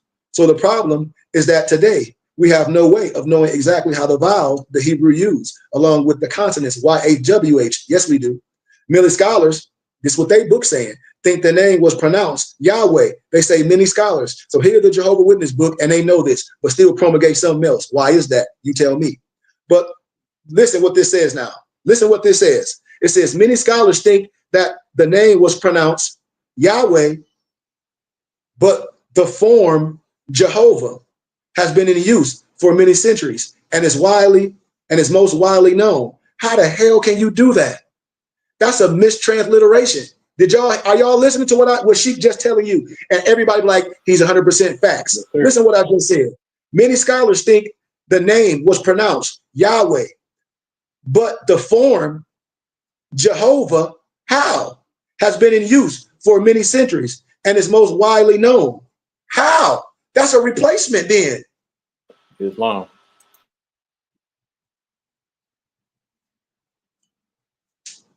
They know this. It's in a little blue book. They say some clergymen say you can't use the name. Why?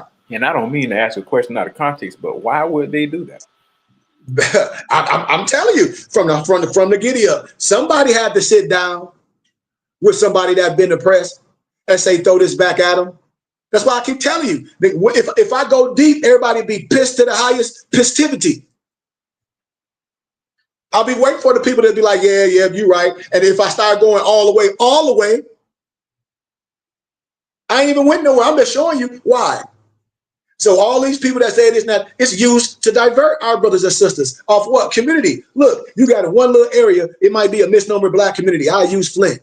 In a 20-mile radius, you got 15,000 stupid churches. You got some Jehovah's Witnesses, you got some Baptist, you got some Church of God of Christ, you got some this, you got Muslim this, you got Moorish all scattered, you got Muslim, this, that's all of it. But still, if we talk about the freedom of our people, they agree. Well, then here we got. So who's lying to who? It's no culture. Religion being used to scatter us. Somebody got paid. That's what it is. Somebody got paid.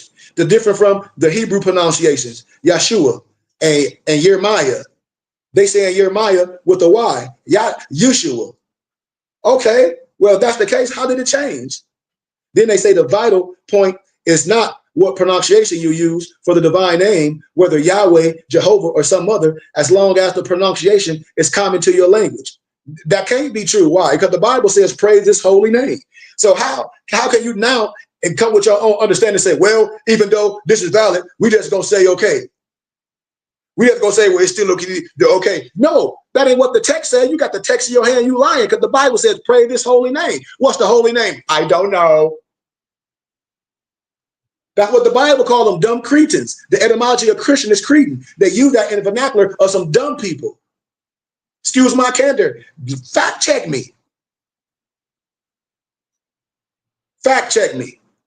What is wrong is to fail to use that name. Why? Because those who do not use it cannot be identified with the ones who God takes out to be a people for his name. It's in a Jehovah's Witness book.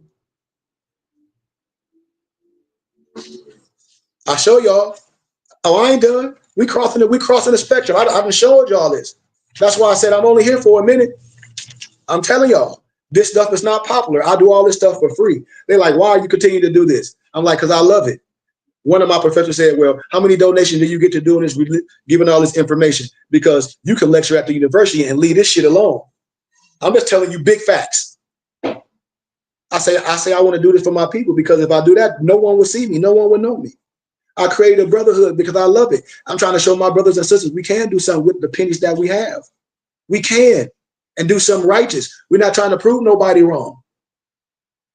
Let's proceed. When I talk about Credo Matua from the Zulu, when I was dealing with a lot of my brothers from the Zulu, and they were like, well, you just like what Credo Matua talk about, to be able to come back and teach your people as a medicine man, to teach them mathematics, arithmetic, agriculture, all that, how to deal with their finances, bring people together. That's a huge skill.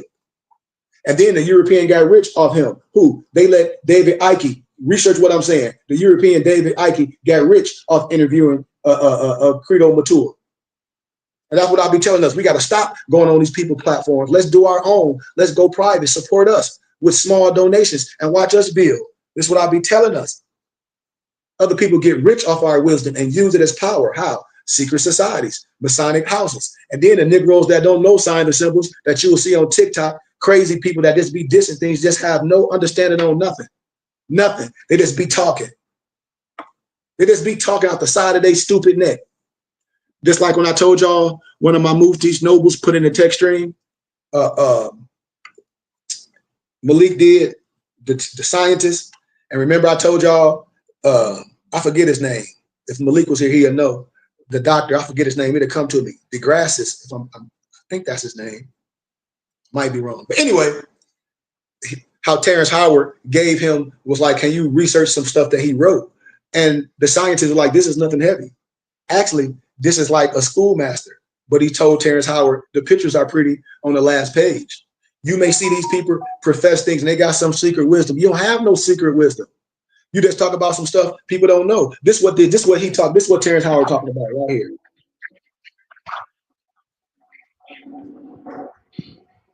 And a white Neil man. deGrasse Tyson. Yeah. And a white man called himself Dravito Melchizedek.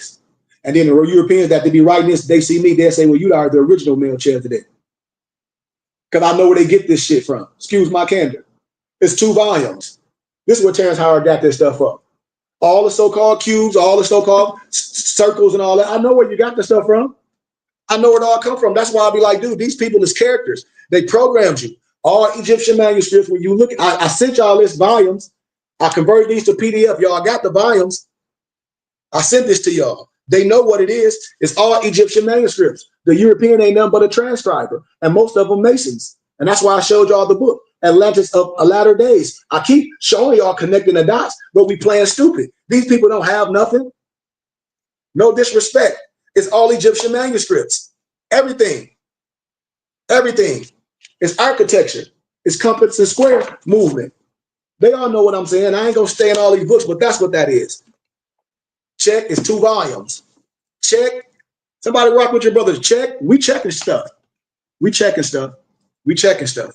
It's a lot of stuff they write in books that I like when I deal with doctors, like Rich Strassman. Anybody ever seen this? I'm walking y'all. We in a DAC class. I'm gonna walk y'all through wisdom. I don't need nothing outside of myself to bring all this. Anybody ever seen this? Anybody ever know what this is? Yes, sir. DMT, that spirit molecule. Every time I come to AZ, I get a read of that book. Because you come get a recharge.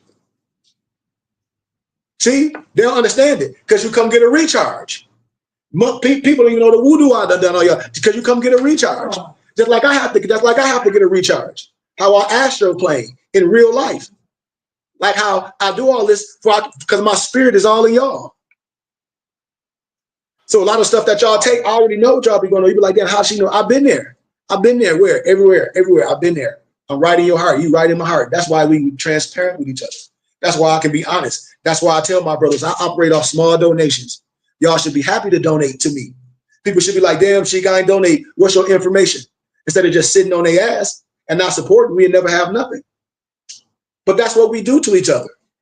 But all this finna be over in a minute because we going private. No disrespect. I've been courting my brothers and sisters. And brothers and sisters that say they want to learn and all this is meaningless. No disrespect. But the DMT spirit molecule, because I'll give it to you. I'll give you something so powerful and so potent for you that it'll kill you because you want it so bad. You want it so bad, it'll consume you. You'll be doing that shit all day, all through life. Person be like, damn, you don't have no balance. Yes, because it's consuming you, because you in a race. I just put you in a hamster wheel. That's all I do. You chasing something, you'll never get it. You feel me? You'll never get it. See, this spirit molecules is within. The European showing you that you got to take some goddamn what we call it, psychedelic. Need no damn psychedelic. I don't need nothing outside of myself. It's in me. I show you how to activate what? The pineal gland, the chakra. I show you how to do it. You don't need no substance. See, they need substance, but I don't need no substance. And when you have the right science, you don't need no substance. I give it to you, your voodoo. It's repetitions. It's repetition. It's your life. This is simple. And once you know how to activate that DMT, that spirit molecule, how can it be a spirit molecule if you got to take some shit to go in it to be in some stupid ass trance? If it's a spirit molecule, it's in you. All you got to do is bring it out. It's a spirit molecule. So that means it's in you. So you telling me I got to take a drug for this? No, you do. And then I go even deeper with the cannabis Christ, with the shisha. I go even deeper. I'll pull out the cannabis Christ, Brian, and really put them on the trip, you know, and really put them on the trip. Because that's all you're trying to get on is a trip.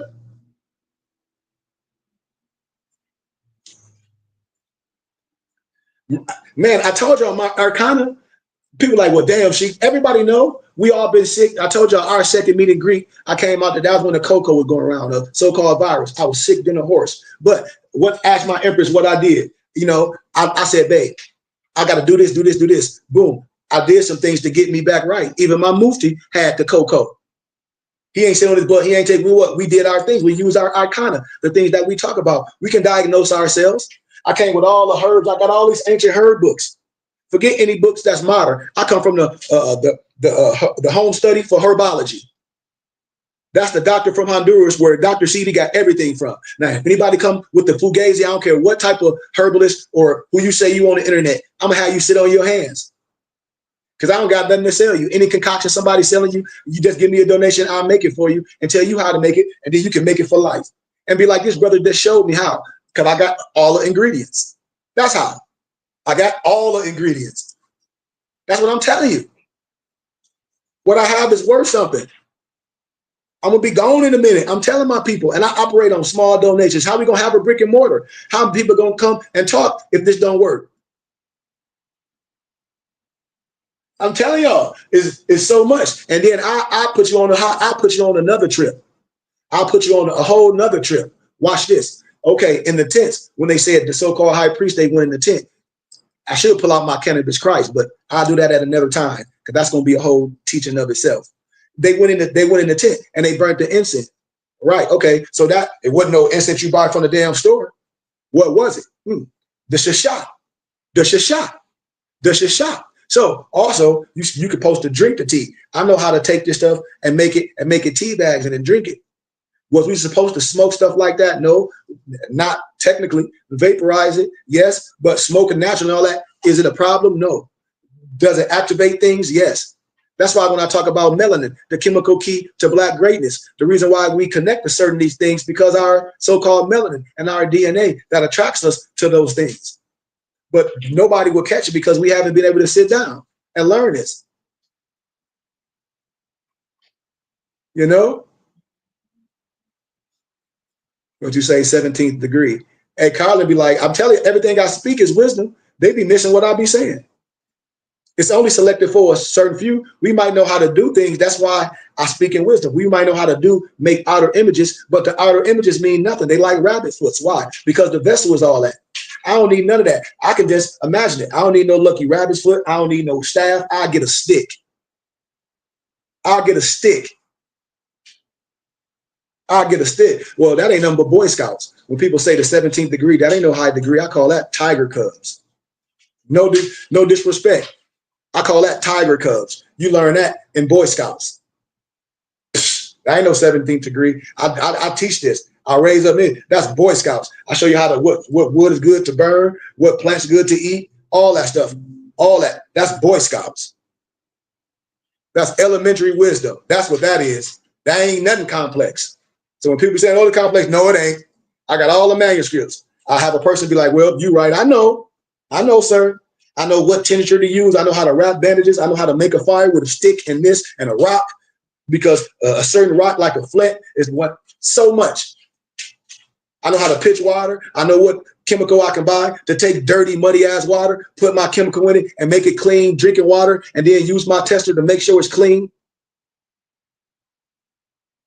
So when people be saying this stuff, I be like, yep, you put a Negro in the jungle. If you ain't got no honey buns, you gonna die. Because why? Your sugar gonna kill you. Your sugar gonna kill you. Oh man, ain't no honey buns. I can't watch Jerry Springer. Ain't no TV. No, you ain't gonna know how to survive. And if they give you everything to say you need this, and if you eat this in moderation, you can survive for 30 days. Negroes will kill themselves. I know it, you know it. Man, this ain't no food. Man, this ain't no food. You don't even know what food is. Let's proceed. We on good time. I'm almost done. So it's a couple volume of books. I always break these down. Oh, and the other day, Colin, yeah, I got a cookbook. Of course. All my movies say I got a cookbook. I wrote my own cookbook, a vegan cookbook, a snack book. I got a book how to show you how to make smoothies, all in my books. But you know, that I gather, compile, and divinely prepare. So where you don't got to go on all this and buy that, I took all the wisdom and put it in small little compilations. All my books. That's why I tell people, all the college students that I met, they got all my PDF books, and I wrote 11 so far. I gave them all to them for $40 and $50. They got them all, and they print it and bind it. So when people be asking me stuff, they're like, yeah, this man got all this. He done written this stuff, gathered and compiled for over 10 years. Yes, he got this. And I got other cookbooks from all other places. This is facts. So let's proceed. We almost where we need to be, because I got a couple more and we out of here. No, let me go here. Let me go here first. So here go the religious instructions of the Negro in the United States. Yeah, it's instructions for the nigga. Excuse my candor. Yep, they put it in your face. It's religious instructions for the Negro. Yeah, religious instructions for the Negro. Here you go. I got all this stuff. I'm a walk-in library. You don't have to go nowhere. And then if you don't believe in that, they had the black codes for your black bleep bleep bleep Christian butt. And I wish I pull out my book, the Protestant book. When Negroes be telling you baptized and that made you free. No, you wasn't. You were just a baptized black slave. That's what the Protestant Christian history was all about. Here go the black Christian codes. This is the black Christian codes, or the black codes per se. Let me give you a little bit of this and then we're going to keep going. No master shall oblige or even suffer his Negro or Negroes to work on Lord's Day. He shall permit or oblige them to attend at some time in the day for his instruction in the Christian religion, which the Protestant ministers, the minister of ministers, shall on all occasions inculate, in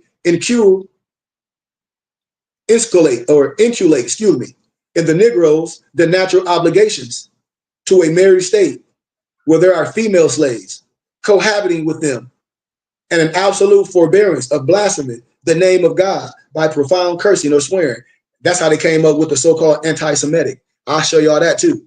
I'll show y'all it's the same way like the fake Willie Lynch letter. That's why I said they can't shut me down. No European Jew to come with, oh, he talking anti-Semitic. No, it ain't, because I'm going to come with your history. I'm going to come with all your books, all your scholarship, all your damn encyclopedias, and where that phrase anti-Semitic came from. I bet you ain't going to say nothing to me.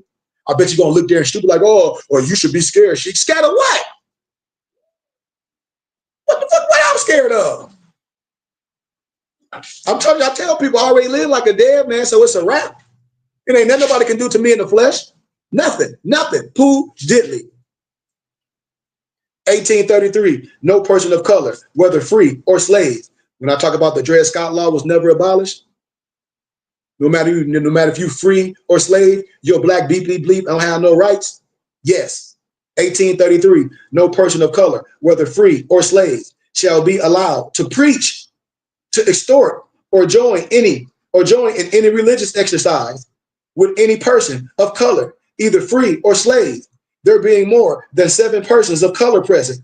They shall first obtain a written certificate from 3 ordained ministers, who 3 ordained European Albion Trelodite ministers, no disrespect, of the gospel of their own order, licensed not to be for a longer term than 6 months. So they say, we'll license your black bleepity bleep for 6 months, and to be revocable at any time by the person granted it. So you can give me my license and then revoke it. It shall be unlawful, this 1863, for any church, society, or other body, or any persons to grant any license or other authority to any slave or free person of color to preach or exhort or otherwise officiate in church matters. B, and the same is hereby repealed. I mean, I can go so deep with this. I'm only going to go right there. I'm going to go right there. Oh, yeah, we in good time. Like what they say, good times, hanging in the job and good times, and hustling. I don't even know the words. Good times.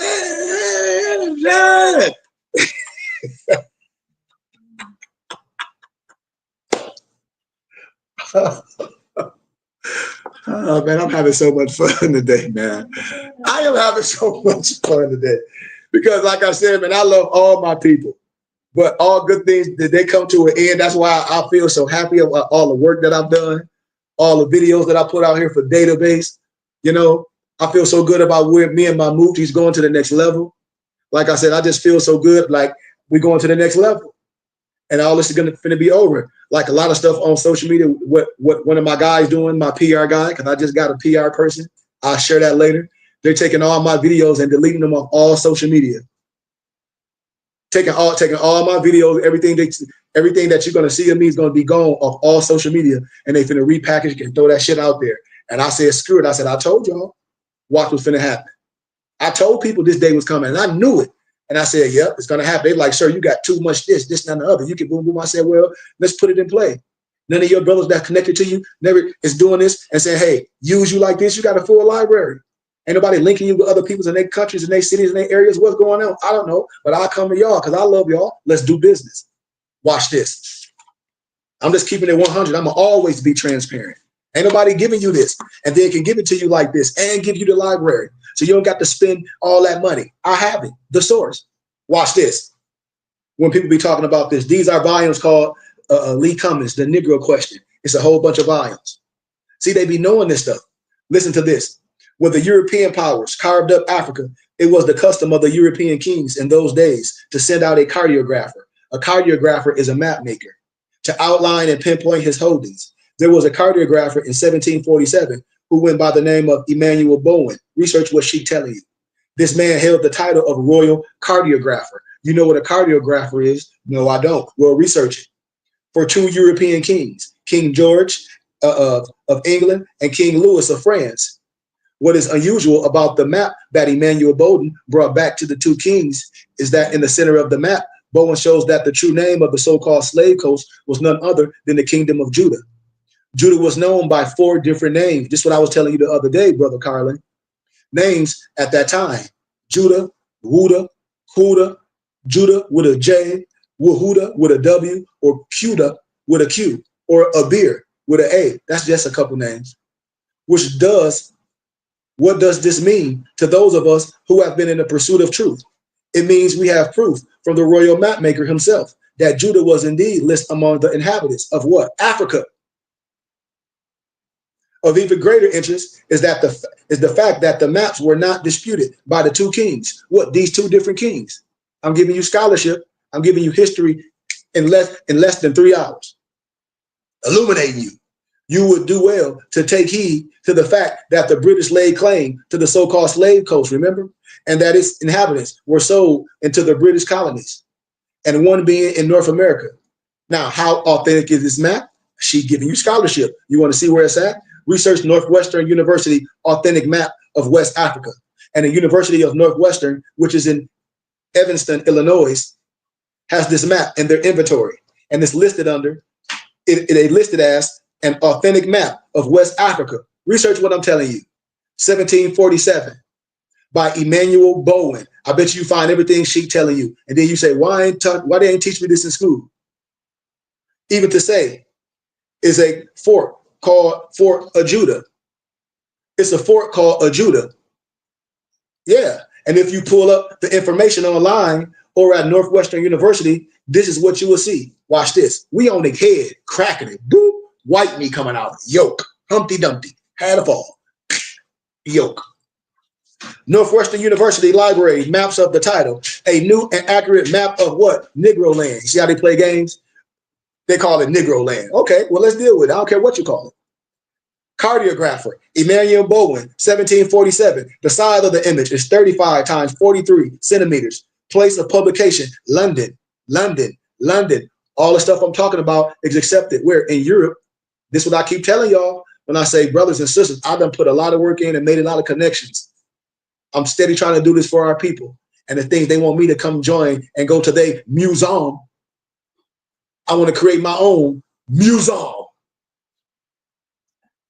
This is what I'm trying to tell my brothers and sisters, because I'm going to have to. And then I can share everything with y'all.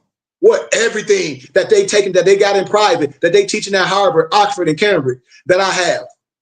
That's why. It's all at the Northwestern University Library. A Cultural History of the Atlantic World. John Thornton, Boston University, Cambridge University Press.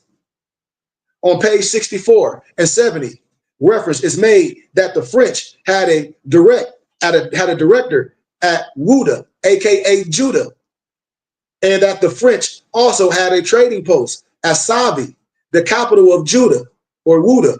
Did the writer know that the name Wuda was Judah? I don't know. But one thing is for certain, the European seems to know where the so-called Negro in the Americas and the Caribbeans came from. Uh-oh, come on, y'all, we in class. If y'all love what I'm saying, say, Sheik, I love what you're saying. Well, if that's the case, act like you in church. Act like y'all like Creflo Dollar and them preachers be like, oh, look at all this money. Oh, how they ran across that money. Look it up. Give me a couple nickels. Love what you're saying, what you're doing, Sheik, is Islam. You know I'm always talking about chocolate. I love it because it ain't about no money with me. I'm telling y'all how we've been subjugating these people, rich and all outdoors. They richer than entertainers, riding around with Bentleys, and they nonprofit, and ain't nobody got a slug, and y'all ain't taking advantage of the nonprofit. I said, do me like the preachers and see what I do. Do me like the preachers and see what I do. Do me like them and see what I do.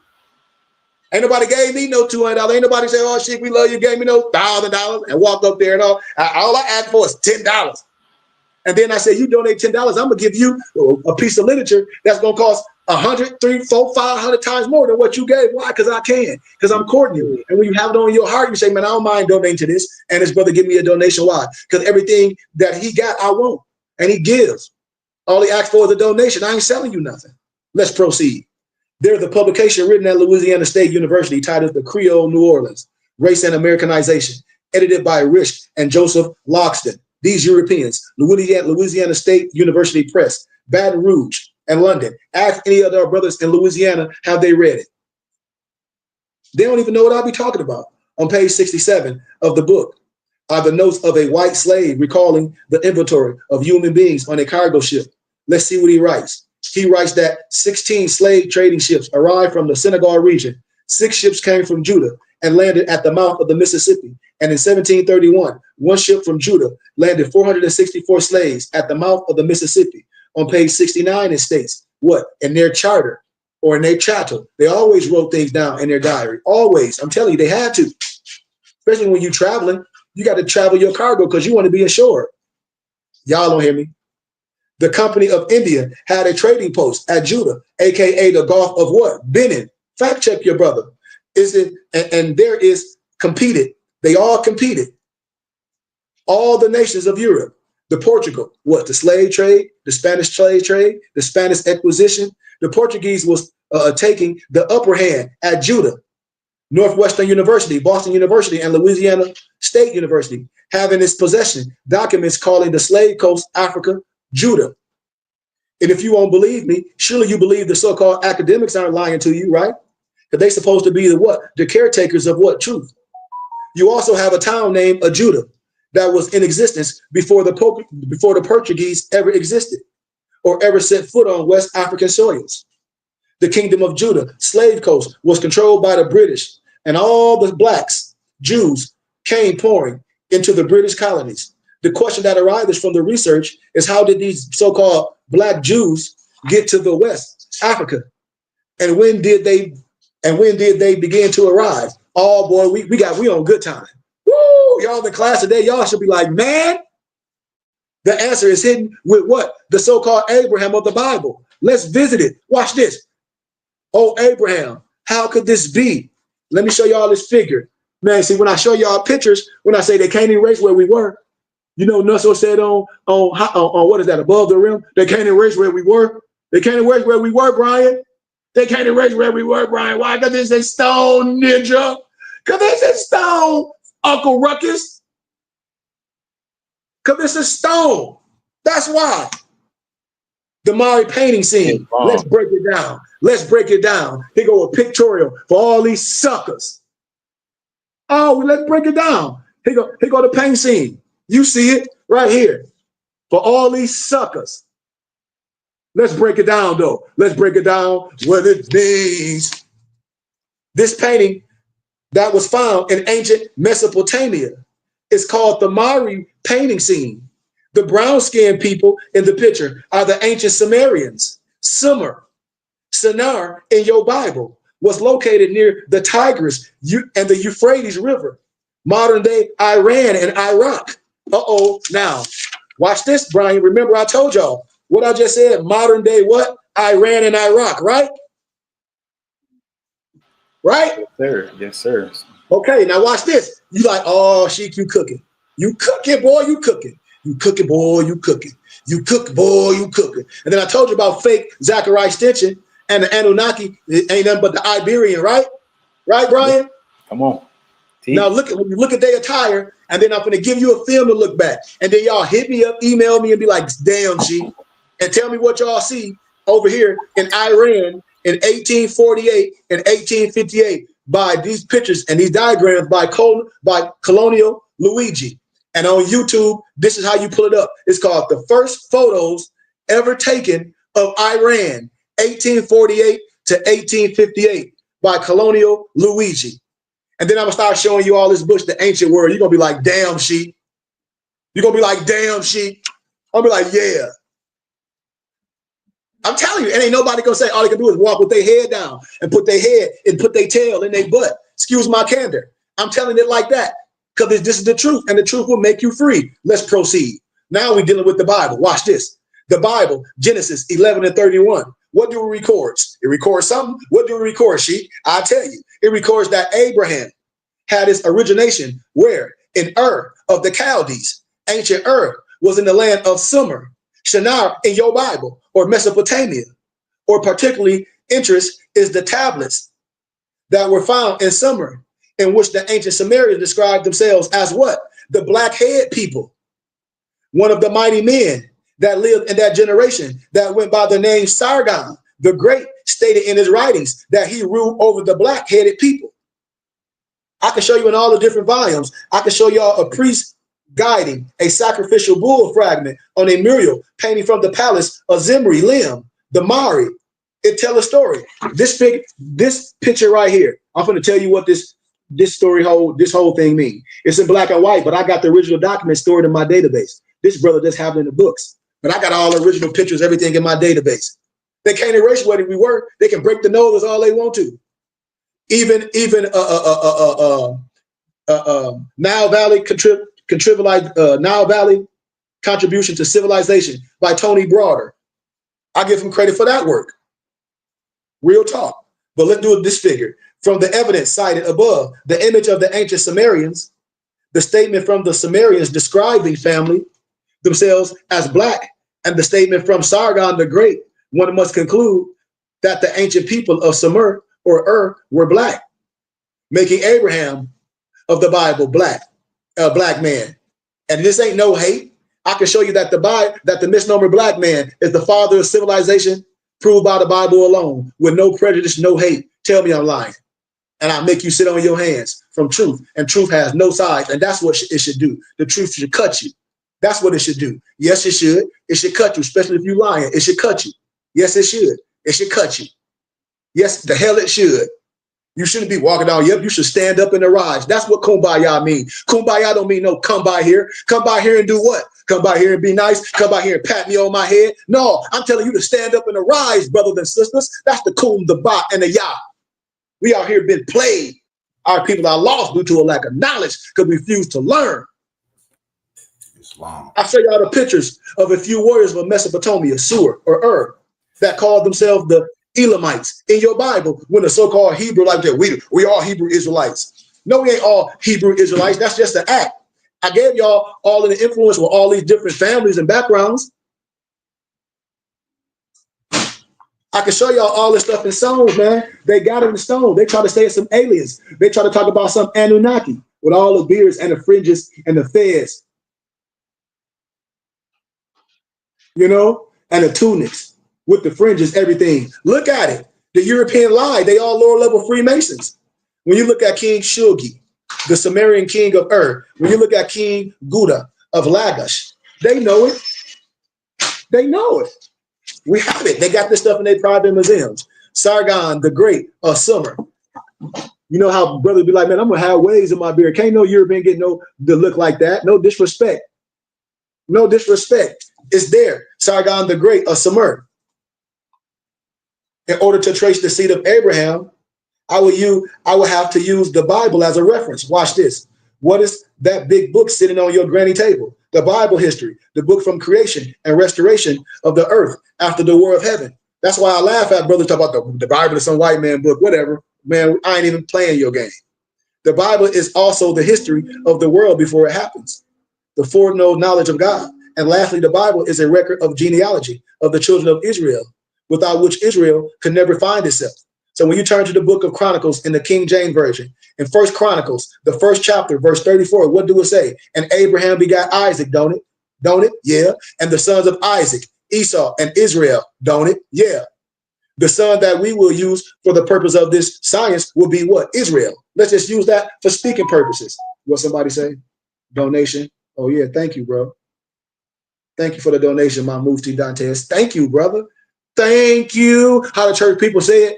Thank you. Thank you. Hey, honest to you, Sheik. It's long. I mean, I'm just being honest, man, because I told you, I love when a woman can say, you know what, I'm taking some of my hard-earned money to give to this brother because I know that brother working hard. I ain't on the stage dancing, sweating, entertaining you, shucking and jiving, because that's what we do with our money. We go spend hundreds of dollars to see Usher on some stupid ass skates. We go see $100 to go hear Beyonce lip sync. It's long. I'm just saying. Support something that's real. That's all I say. If you a Bible reader, for all our mothers and fathers, if all our family are Bible readers, you already know that Israel originated name from Jacob. So if that's the case, who are you before you would call somewhat? Israel. You were who? The sons of Jacob. Your blood don't change, do it? No. Okay. Ooh. So if that's the case, who got killed? Who God told you to come over in Canaanite land and kill these Chaldeans? Who? Who? See, they're not going to tell that story, but let's proceed, y'all.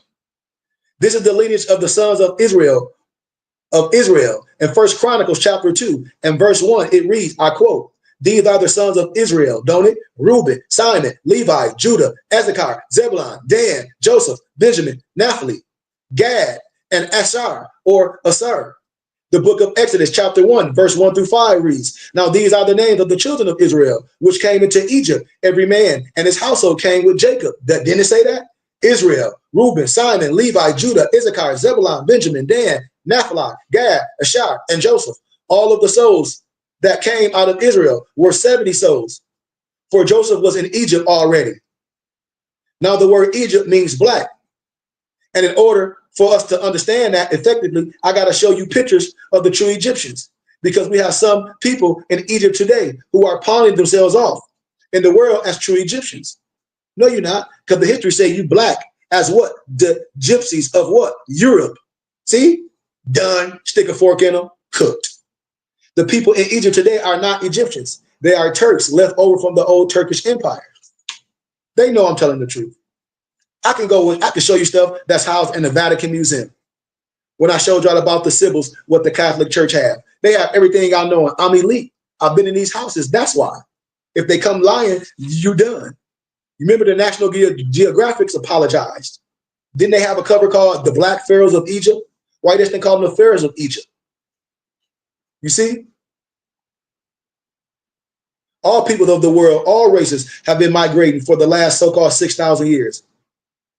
In fact, the proof is the misnomer black community. We are a people that was removed out of lands. That's what they say. They try to say, what, 1619? Ain't that what they try to tell you? Brought on the Americas and the Caribbeans as captives, prisoners of war. And we have been here ever since. That's what they say. But I'm an American. I've always been here. I understand that part of history. I can always add value to. I hear your plight. I hear that. You ain't no barbarian. They tried to say you a barbarian. Sheikh Anta Diop already showed that they were the barbarian. They tried to say barbarian. No, as Berber. No, sir, you are the barbarian. Don't come to me playing no games. The barbarian came out the so-called Caucasus Mountain in the 5th century AD and shackled Roman Empire and being to dwell in old Roman territories. The barbarian angels, the Jets and the Saxons, what Saxons? The Anglo-Saxons, the modern day Britain, migrated to British Isles. They did not originate there. Because I'll show you, David McRitchie will show you who the ancient and modern Britons are. That's how. David McRitchie will show you who the ancient and modern Britons are. Fact check me. You can't. This is a historical fact. I established that the ancient Egyptians were a black people. Let's run to Genesis and see if the seed of Israel had lost its blackness. In the 50th chapter of Genesis, verse 1 and 2, we see that Jacob, Israel, died in verse 7. It says that Joseph went up to bury his father, and with him went up all the servants of Pharaoh, the elders of his house, and all the elders of the land of Egypt. Verse 8, and all the house of Joseph, and all his brothers, and his father's house. Verse 10, and they came to the threshing floor of Atad, which is beyond Jordan, and they mourned with a great and very loud lamentation. Verse 11, and when the inhabitants of the land, the Canaanites, saw the mourning in the floor of Atad, they said, this is a grievous mourning to the Egyptians. What is this point? The Canaanites could not tell the difference between the black Egyptians and the so-called black Israelites because they both had black skin. It's further proof.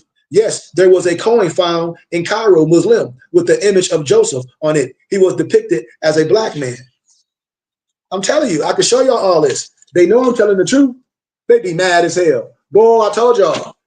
Good night, sweetheart. Well, it's time to go. Ba-boo, ba-boo, boo. Good night, sweetheart. Well, it's time to go.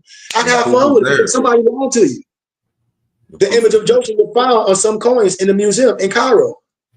I ain't got to keep going on with that. Remember King Jehu and the princess of Israel? Remember the black obelisk that they be wearing? I told you it's all Egyptian science. Research the black obelisk of Salamander the third. It's the black limestone. The sculpture of Nimrod, ancient Kalu. They know. I ain't even going to stay with it. But I'm just want to jump around. The image of the first black Hebrew Israelite on page 19. Salamander, the third black obelisk, most likely a prince in Israel. And then they talk about some alien, some Iberian. Boy, stop the cap. Oh, yeah, we having a good day. We almost where we need to be, y'all. We in school. We in school. We in school. We in school. Figure 13. The black, when I say black Hebrew Israelites, I'm saying it for speaking points. With nappy hair like lamb's wool and fringes on the bottom of their garments. You know, the other law, the commandments. If you get the lexicon, they wore the fringe, cotton or silk with the embroidery. They wore the turban with the jewel on it. They wore the bonnet. Come on. Also see Numbers 15, 37, and 41.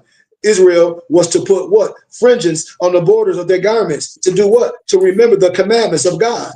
What you look like? These ain't no aliens. No aliens. Why some aliens got to wear some fringes of their God? They are the gods. So who they showing? You are the gods. Ooh, what did he just say? Message. I'm telling you, ye are gods. See, we busting their head wide open. It's long. Come on, y'all. Come on. Figure 17, enlarged image from page 23 of a black Hebrew male with cornrows going into the Assyrian captivity. Right here. There you go. Wow, how do we have this? I have all this. Boy, I don't want to stay too far in this. I just want to jump around. Like they say in House of Pain, jump around, jump up and get down, jump. Y'all look, let me show y'all. Look at this brother. Man, we'll bust their head wide open with the wisdom to show you who's been subjugated. Oh, okay. Uh-oh. I was about to go to the next book. But y'all, when I said this would take me, that's why I said, brothers, come to class, give donations, man, and come get some of this private teaching that I can show y'all. When I show you the black Arab with cornrows, the stone panel from the North Palace of Ashurbanipal, 645 BC.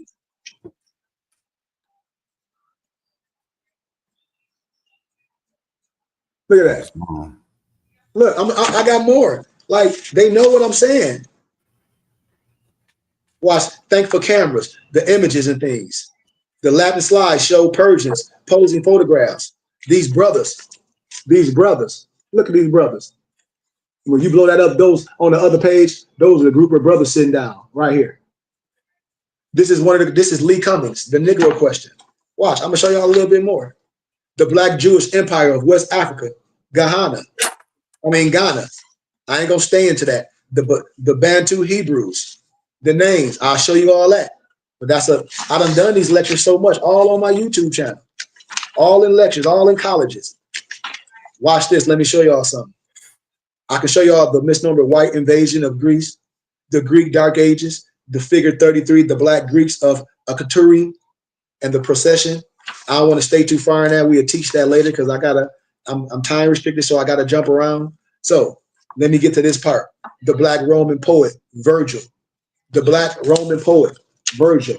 The Black Roman poet, Virgil. The Black Roman poet, Virgil. Yeah, the Black Roman poet, Virgil. Watch this. Publius Vernelius Mario, also known as Virgil or Virgil, 70 BC, 19 BC. The great Latin poet, Virgil, holding a volume on which is written in Aeneid. On either side stand two mooses, Clio, history, and Melpomene, tragedy. You know, that's in your head. Them ain't even real people. The Mosaic, which dates from the 3rd century AD, was discovered in the Hadromentum in Sousse, Tunisia, and is now on display in the Bardo Museum in Tunis, Tunisia. His thoughts are outward at people. You would think those are real people. No, it ain't. This is an authentic image of Virgil, the famous Roman poet. And the fresco was dated back to 200 AD. So if I was you, I would take this book to school and ask your professors, ask your teachers about these images. Ask them why haven't you never been exposed to them and see what they have to say. I'm telling you, I already done did this. You got to come back to your brother because everything that I have is documented. Ain't nobody gonna go and say, "Oh, we'll do it first." No, everything I do is documented. A person that come and try to come fraudulently, professors and scholars that come from all places, like, no, you lying. You have to Hershey Goodman Bay on one of his YouTube channels. You had. I'm telling you, everyone know it. Everyone know it because you're not gonna have this. I want to stay into those pictures when I say nothing is new. Nothing is new. I'm gonna show y'all a figure, the German tapestry, the wild men and the Moors, 1400 AD. That's what this picture is right here. This picture right here is called the Wild Men and the Moors. Let me show y'all what it says. This is a snapshot of what the Black Europeans experienced during the 100-Year War, 1334 to 1453 in Europe, when these white barbarians overran Black Europe. No disrespect. I'm just saying it as the writer says. You think that this image is deep? Keep reading and you will really freak out. Chapter 9, the Black Kings and the Popes of Europe, Black Russia, King Miriam III. Here you go, right here. Right here. Oh, right here where my finger's at, right here. That's King Miriam III. I'm gonna break down every other picture on here. I'm telling y'all, people be lying, they're gonna be done. I'm gonna stick a fork in you. You can research these people. The Black Hungarian King Beli, B-E-L-A. King Beli on the flight from Mongols. Research it. Paintings of Emperor Alexius from a Greek manuscript in the Vatican Library. They have all this stuff. They know. I'm telling you. I'm gonna keep going because we on good time. I'm at my 2-hour peak, but I gotta finish it. When the papacy moved from Rome to Avignon, it has been recorded in the history of the Europeans that the papacy did indeed move from the Papish estates in Rome to France from the years 1308 to 1378. This has also been phrased as the Babylonian captivity of the papacy, which is an allusion to the 70-year captivity of Judah in Babylon. This is the image snapshot that comes to us from antiquity of the blackness of Avignon, popes that moved their residency from the papal estates in Rome to come under the protection of the Black Frankish king, Charles V. These Black popes had to move from France because of the tide of racial hate that had begun to spread across the continent of Europe. On hindsight, their departure from Rome signaled the beginning of the coming 100-year race war in Europe. In English, the genocide of the Black Holy Roman Emperor, King Leopold I. See, they always name themselves after you. I'm trying to tell you what I know. Let somebody come up here and talk that stupid, fake, Eurocentric and Negrocentric fake history. All them brothers played you, especially them brothers that came up with that Negroes to Hebrews, they played you. Talk about Africa was named after a European, them Negroes played you. And then the brothers talk about they scholars. I'm scholars. What scholarship you go to? You sat down and came with a plan to lie to your people. That's what you did. And then Negroes apologizing, y'all done paid them clowns all that money and bought them dumbass videos. Then some people talk about, well, I bought it bootleg. You spent money. You ain't gave me none of the bootleg money. It's not that everybody say they bought it bootleg. So what? It's still going to gross to millions of dollars. What these Negroes do with that money? Put it in their pockets. That's what they do with it. Put it in their pockets. The Holy Roman Emperor Leopold I, 1640 to 1705. They have all these coins and things in their damn museums.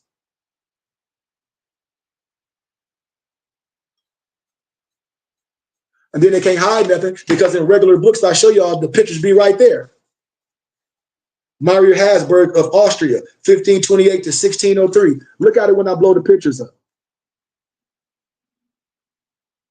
See, right now, y'all should be in awe. Everybody on here should be sharing this with their family and friends. Everybody should be like, we should support this brother. I'm going to show y'all a panel from the painting in the Larco Museum in Lima, Peru. Now I'm fact checking, depicting the what? The Inca emperors. They all melanated, and the tablet ain't never been messed up. So when these niggas, excuse my candor, I ain't mean to say that. When these people be act like they don't know and they don't know the bloodline, boy, you better stop playing because I can get the Incas a picture of the family and the lineage and the emperors, and have never been tampered. So why you don't know what I'm saying? Let's proceed. This panel shows the last several and all this time and the first European emperor of Inca, the Holy Emperor Charles IV, Carlos Quinto. The painting can be dated to circa 1800 because of the last two entries are Carlo Teresiio, Charles III. This is the image of Charles V that has been recorded and kept in the Larco Museum in Lima, Peru. From left to right, the last image on the right is the true picture of Charles V, the Holy Roman General Emperor. You know? Would you say, why did the Queen Elizabeth kiss and bow to the Emperor of Ethiopia? You know why. We talk about Haile Selassie, the Kibra Nagas. Man, I can go on and on. Some people say this, some people say that. Some people, but I tell people now, everything's wrapped up in masonry. If I start telling people, if I start showing people masonry and things, you'll be like, damn, most of our brothers and sisters was in a form of masonry. Now, was it European masonry? That's a whole nother question. But as I start showing you things, you have to make the answers for yourself. I can't say why nobody did that, but I can show you things and be like, well, I understand why these things happen because it ain't nothing but a movie. But that's a whole nother story. You know, the German emperor, the Roman emperor, the father of Mari and Austria, he is depicted as a black man. And then they enlarge him on the next page of the blackness of the king. You know, I want to make this plain to the student and the reader. History is repeat with no disrespect with Albion, Trilodite, white men. That's what the writer's saying. And women who risk life and limbs to help the so-called Negro.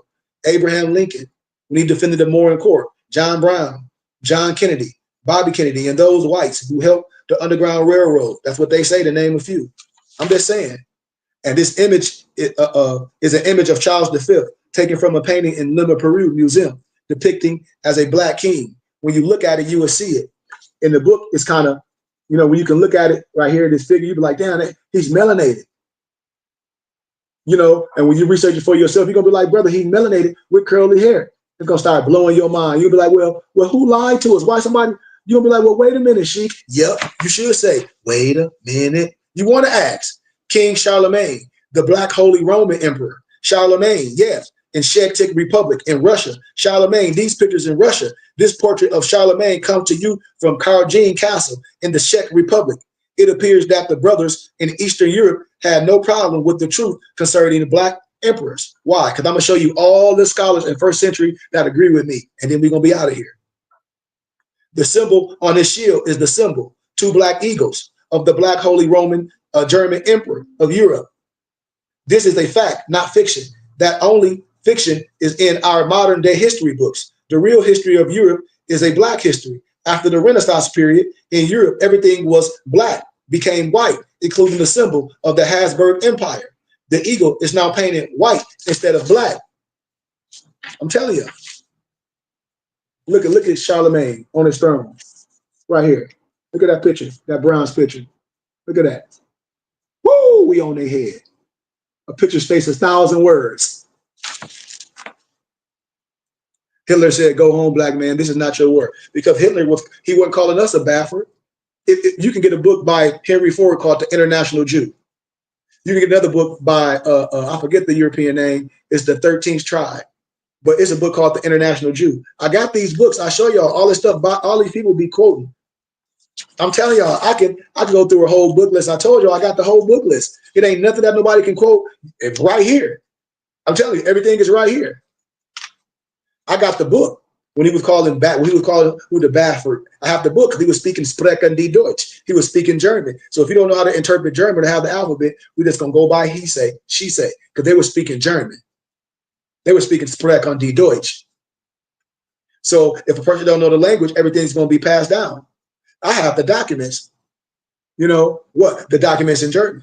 It takes years to write and research everything. So yes, a lot of things in the Time magazine. I got one of the Time magazines that costs thousands of dollars now. It might be on Amazon, but I bought them all. I'm telling you. When we talk about icons, it's a book called Russian Icons by Vladimir Ivanov. The icons of all saints, British Isles and Ireland. This image was found at St. Seraphim Church in Waltham, Norfolk, England. And I'm not going to stay in it because I got to move around. All this is here. It's too much history. It's there for you to see. I even got the book, remember, the image found in Larco Museum. See them brothers, see all them 3 brothers at the bottom of this page? Y'all see all them 3 brothers at the bottom of this page? These brothers in museums. Action brothers, everybody don't say who they are. I got to speed up, though. I got to speed up because I'm at my limit. I got to speed up because I'm showing y'all, I'm giving you, I'm not a gatekeeper, but I have something and it's worth something. I don't want you to go nowhere else and pay more for some wisdom. I don't want you to do that. I want you to support your brother. I really do. I want you to be a part of what we're doing because I have everything you need. Watch this. I'm going to give you another piece of wisdom. I'm going to give you another piece of wisdom. When people say they know how to read the Meta Netter and all this, and they say they Egyptologists and all this, but I say, brother, you can't be. You can't be.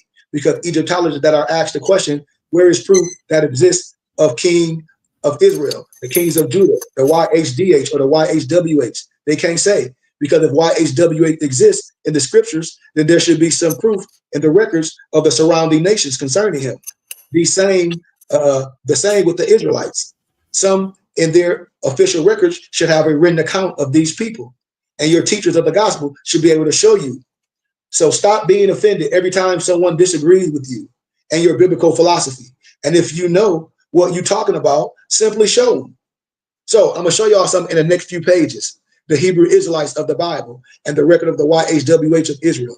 So I identified the problem that the archaeologists and the atheists have concerning the existence of Israel and YHWH. The word is using a creation date set by the Archbishop Usher of England. The entire planet's history has been dated incorrectly. This is the reason why the archaeologists cannot find proof of the Israelites of the Bible in the layers of the earth they are searching in. The Archbishop Usher couldn't get the correct creation date because he didn't know the secret of the messenger, Angel Gabriel, which the Muslims know too. Didn't the angel Gabriel come to a figure? And then if they say this ain't fake, and I show you that all of it come from ancient Jewish manuscripts, then it's all fake. Then they be quiet as hell. The Israelites of the Bible came out of Egypt in the year 1496 BC during the reign of Tutmos I, who ruled from 1503 BC to 1493. These are the facts. I'm gonna prove it later. I'm gonna start you off, with this dissertation that the church that was started in the wilderness was black in its beginning and was still black on the day of the Pentecost. We invite the letters that the apostles wrote to the black churches and the 7 black churches that John wrote letters to in the book of Revelation. I can prove this and use 2 keys to prove my point. archaeology, and the writing of the historians. This will be the theme of this book and the whole dissertation, the artifacts and the pen, because I want to show you how the entire earth has been blinded by the pen alone. When I can show you the Black King of Jehu, the location of the Black Obelisk is in the British Museum. When I show you Sennacheribus, the prism, 1689 BC, is the official time capsule from the day of the Assyrian king, Sennacherib, in which he describes how he caged King Hezekiah, 2 Kings 16 and 20, and took captive Hezekiah's daughters, male and female musicians. I am only using the official royal documents from the nations surrounding Israel and Judah to prove to you that Israel and her kings were in fact real. I am not going in detail about the existence of Israel, her kings, and her God, because it will kill this book. It will kill the research of the next book he got, the Negro Question Volume 4. So I'm gonna show y'all when these people saying that they Egyptologists, well, right on a hieroglyphic, they got YHWH. And the signs and symbols, if you know how to read the alphabet, you can see it clearly says YHWH. We keep sticking a fork in these brothers and sisters that don't want to tell the truth. This comes from the Kanak inscription. You know, the Kanak inscription with the A is the owl, the B is the hand, the B is the L. So if you have the alphabet of the language, then you can fact check these Negroes and all these signs and symbols from the Karnak inscriptions. What do it come to? YHWH. Tell me I'm lying. You can't. So now we stuck a fork in them liars again. So now we just stuck another fork in another liar. Using the ancient Egyptian alphabet, we can translate this. The monument of the pharaoh, the two paddle-like symbols represents the Y in ancient Egyptian. The H is the symbol that looks like a sideways G, and the other H is the rope-like image, and the bird symbol is the W. Add the letters together, what you get? YHWH. Unmistakably, brothers, this pharaoh mentions YHWH on his monument, and it actually reads the land of Shashu, of YHWH. So if you're a true Egyptologist, you should be able to read these ancient Egyptian symbols. Why? Using the damn Egyptian ancient alphabet. That's how. You see how you see how I fact check them? Wow. That's how you can read. You can read ancient paleo. How? You got the alphabet. I ain't even gonna stay too much longer there, because that's it with that message. I ain't even gotta go no further than that. I want y'all to research it for yourself. I want you to research it now. I'm going to give you some stuff to research. This Negro Question Volume 4. Now listen to this. We almost done. We at the tip of the iceberg. This book has been linked to shed light on the missing link between the two sciences, history and genetics. We have been trained to trust without questioning what we are taught in the academia, absolutions or abolitionism of the United States. Now a new science has emerged that has produced results that are in direct conflict with the history that is being taught in the classrooms. The science is genetics, but what is the issue? This pebble in the shoe that is pitting genetics against history. The world history is being taught in the classrooms omit the existence of the Black Scots, the Black Irish, the Black Brits, the Black Italians, the Black French, or the Black Europeans that were sold directly into the American slave populations. The history that is being taught in the classroom is in direct conflict with the eyewitnesses, the artifacts, the DNA, the surnames of the Blacks in America. This great omission has caused the public to view both institutions in a fraudulent and suspected manner. What is the solution to this problem? What is the missing link? The Negro Question Part 4, the missing link, has the answer to make both sciences come together in a perfect harmonious marriage. Neither of the two sciences possess the link to bring cohesiveness to their respective fields. So the secret lies in the past, in the writings of Professor Boyd Dawkins. Remember, I showed y'all this already in other manuscripts, in the Edict of Oliver Cromwell, in ancient artifacts, in the essay of Benjamin Franklin. Their scholars, scientists, and historians are confused. Their institutions have failed them. Their money failed them. They have been deceived by the Renaissance and the blindness that has taken hold of them all. The shining of the light hurts their eyes, and they find shelter in the darkness. If you have read any of this wisdom, you already know what it is. So let's jump in it. Let me show y'all some pictures, and we get to the meat and potatoes, then we done. Chapter 1, the eyewitness period, the Irish priest, Saint Bernard, the navigator, the Irish priest from Ireland, James Anderson, 1911, riddles of the prehistoric times. And I quote, eloquently with a silver tongue. This should be going viral. This little black Welshman, what? Yeah, this little black Welshman, Scott Kelp, settled in French, Gonese or Gonese of the Canary Island, France, Ireland, Spain, and the British Islands, and all over Europe. They try to whitewash it. All over Europe. Let's listen to what the scholars say in first century. Let's see what the scholars say in first century. Professor Winchell Alexander, our remote ancestry, 1815 and 1900 for all my brothers that say they educated you Freemasons and you Greek fraternities.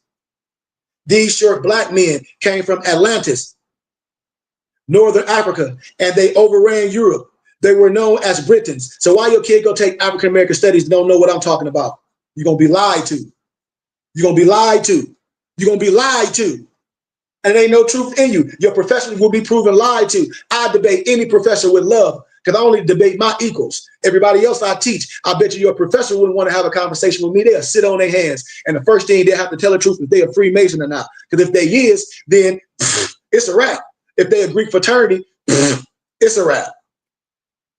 Roman historian Tacitus, the origins of the Black Britons, I quote eloquently with the silver tongue. The Iberians are black people with curly hair. Anthropological Review Society, London, Volume 8. Fact check me. Joseph Ritson, Annals of Caledonian Picts and Scots, Volume 2, page 7 to 27. The Picts, the Britons, are brown complexion with curly hair. Even our great brother Ivan Van Sertima, that Negroes and Europeans be trying to discredit. Always want to discredit the scholars, but you can't discredit the proof. So sit down. African presence in early Europe, page 225. The Iberians look like the Ethiopians. Yeah, the Iberians, that the Europeans say the goddamn Anunnaki. Albert Churchward. You know who Albert Churchward? He wrote Signs and Symbols of the Primordial Man. But he also worked in 1912, The Origins and Evolutions. And on page 12 to 13, the Black Basque were exterminated from Europe. Exterminated means you were killed with raid. Raid. Professor Boyd Watkins, our earliest ancestors, bygone days. He did a lecture delivered in the public hall in Cooleyhurst, Manchester, January 8th, 1879. Fact check me. Now see what he said. The ancient Britons, Irish, Scots are a what? Short black people. Pages 107 and 103. Fact check me. Dr. Thurman, Nature Journal of Science, page 92. From the evidence at hand, it seems that the Iberian, that the European, that these Negroes that say they some Egyptologists called the Anunnaki, that who? Zachariah Stitchin in his dumb books said that they some alien, you've been checked. Is the black man occupied the whole of the Western Europe at one time. Professor Huxley, 1870, the Iberian race. Here we go talk about the Iberian, who? The Anunnaki, that these lying Negroes and these fake historians like Zachariah Stitchin talk about some Anunnaki, that he read some tablets. You can't read no tablets. That ain't even your craft, boy. Page 332, the Iberian, the Basque, the blacks, the bones have been found all over Europe with his animals. Now, I inserted all about 8 or white historians to show you that our white brethren, our Albion, our Trinidite brother, whatever you want to call it, close to the epic center, did not have a problem telling the truth about the original inhabitants of Europe. These Welshmen, Britain, Irishmen, Frenchmen, Russian, Germans, Italians, Swedes were in Europe 1,000 years before the English arrived in 449 AD. And this will be proven by the writings of the Professor Boyd Watkins, Professor of Geology at Manchester University, London. Another fork in them. They done. Professor Boyd Watkins was invited to speak in the public hall in Manchester, London, January 18, 1879. This before you and me and anybody can come with the foheezy. This before any some prophet or any others or any some religious dogmatic perspective. And in his lecture, he gives a detailed account of the people who originally inhabited Europe. And without blushing, this is what he said. Do y'all want me to read this or want me to end it? Y'all want me to read the letter, what the letter said? Yes or no? It's long. Okay. All right. Thank you for the donation, Brother Dantes. If it means something to everybody, throw your brother a couple nickels. I get to work hard. I'll work hard. I'll be the hardest man in the world. I'm just playing, man. But I'm so serious. But I'm so serious. But I'm so sincere. If it means something, put something on the altar. I told y'all, because a lot of people are going to be obsolete in a minute. You're going to see in a minute, be like, damn, he just disappeared. Okay, that's how I roll. My people will tell you, my embers will tell you, be like, oh, okay, think he playing. Boom, everything going to be gone. You won't be able to find him on social media no more. Why? Because he just told you. I've been playing this. All my movies been like, she's been saying this for some years. Yeah, because this been playing. I've been playing to do this. That's why I've been courting my people, trying to bring them private. So the people that don't want to be private, you get lost in the sauce and you go back to where the prophet found you. That's just what it is.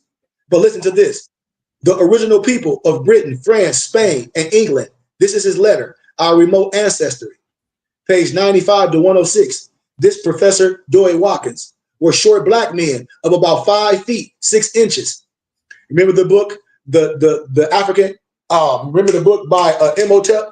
Oh, the American, the African with the little short pygmy people.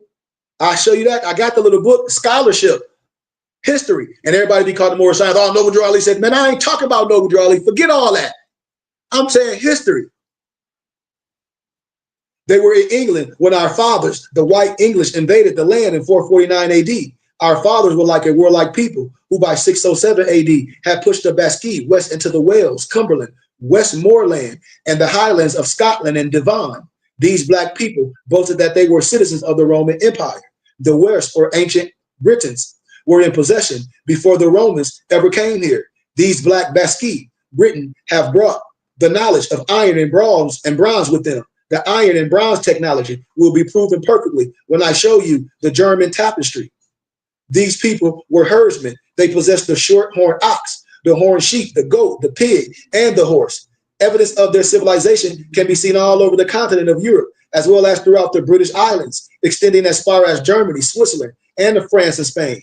These black people originated from the Iberian Peninsula and are a fragment of the old Spanish population. They were in France, Spain, Ireland, Britain, Scotland. One of the techniques that I like to employ when detailing research is to try to get as close to the point of evidence as you can. And in this case, the closest is Professor Boyd. He was right there, and he mentioned seeing the specimen of the black Basque from different parts of Europe. And he states that if you laid them next to each other, you would not be able to tell one course from another. So the purpose of this section of the book is to prove in the beginning that the historians of the 18th and the 19th century had no problem describing the blackness of the early Europeans. Benjamin Franklin, Professor Boyd Dawkins, Albert Churchward gave us eyewitness accounts of the world order in the generation. Dr. Albert Churchward's eyewitness accounts give us a grim description of what happened to the black presence in Europe. The good doctor stated that the blacks became extinct, meaning exterminated, by the time he gave his lecture in 1912. So early as 1912, all the blacks been exterminated from Europe. The Royal Society in London. It is of extreme importance that we begin this discussion with the eyewitness accounts of the English historians concerning the old world order. It has become obvious to me in research that the ancient, medieval, and the 20th century historians were describing the old world order in their respective generations. These historians describe a world in which the blacks were in power all over the earth. And from this vantage point, we shall spring forth in the future to see the secrets of the past. Here go the King James. When people be talking about King James, you talk about the European. Here go the real King James right here. So when you talk about, well, King James was a homosexual, not this brother. You talk about some other stuff because you caught up, because you playing a stupid game. You can research that image in the Library of Edinburgh in the UK. Ask me, am I lying? Fact check me. Research it. Here go King Charles I of the Scots in England. Right here. Right here, the picture of the brother over here on the other page. Right in your face. Look at all these other pictures that be in people's libraries, man, in museums. And then when I show you the color pictures, it'll blow your mind. That's the Scottish King Alexander II, 1198 AD, location artifact at myfamilyclans.com.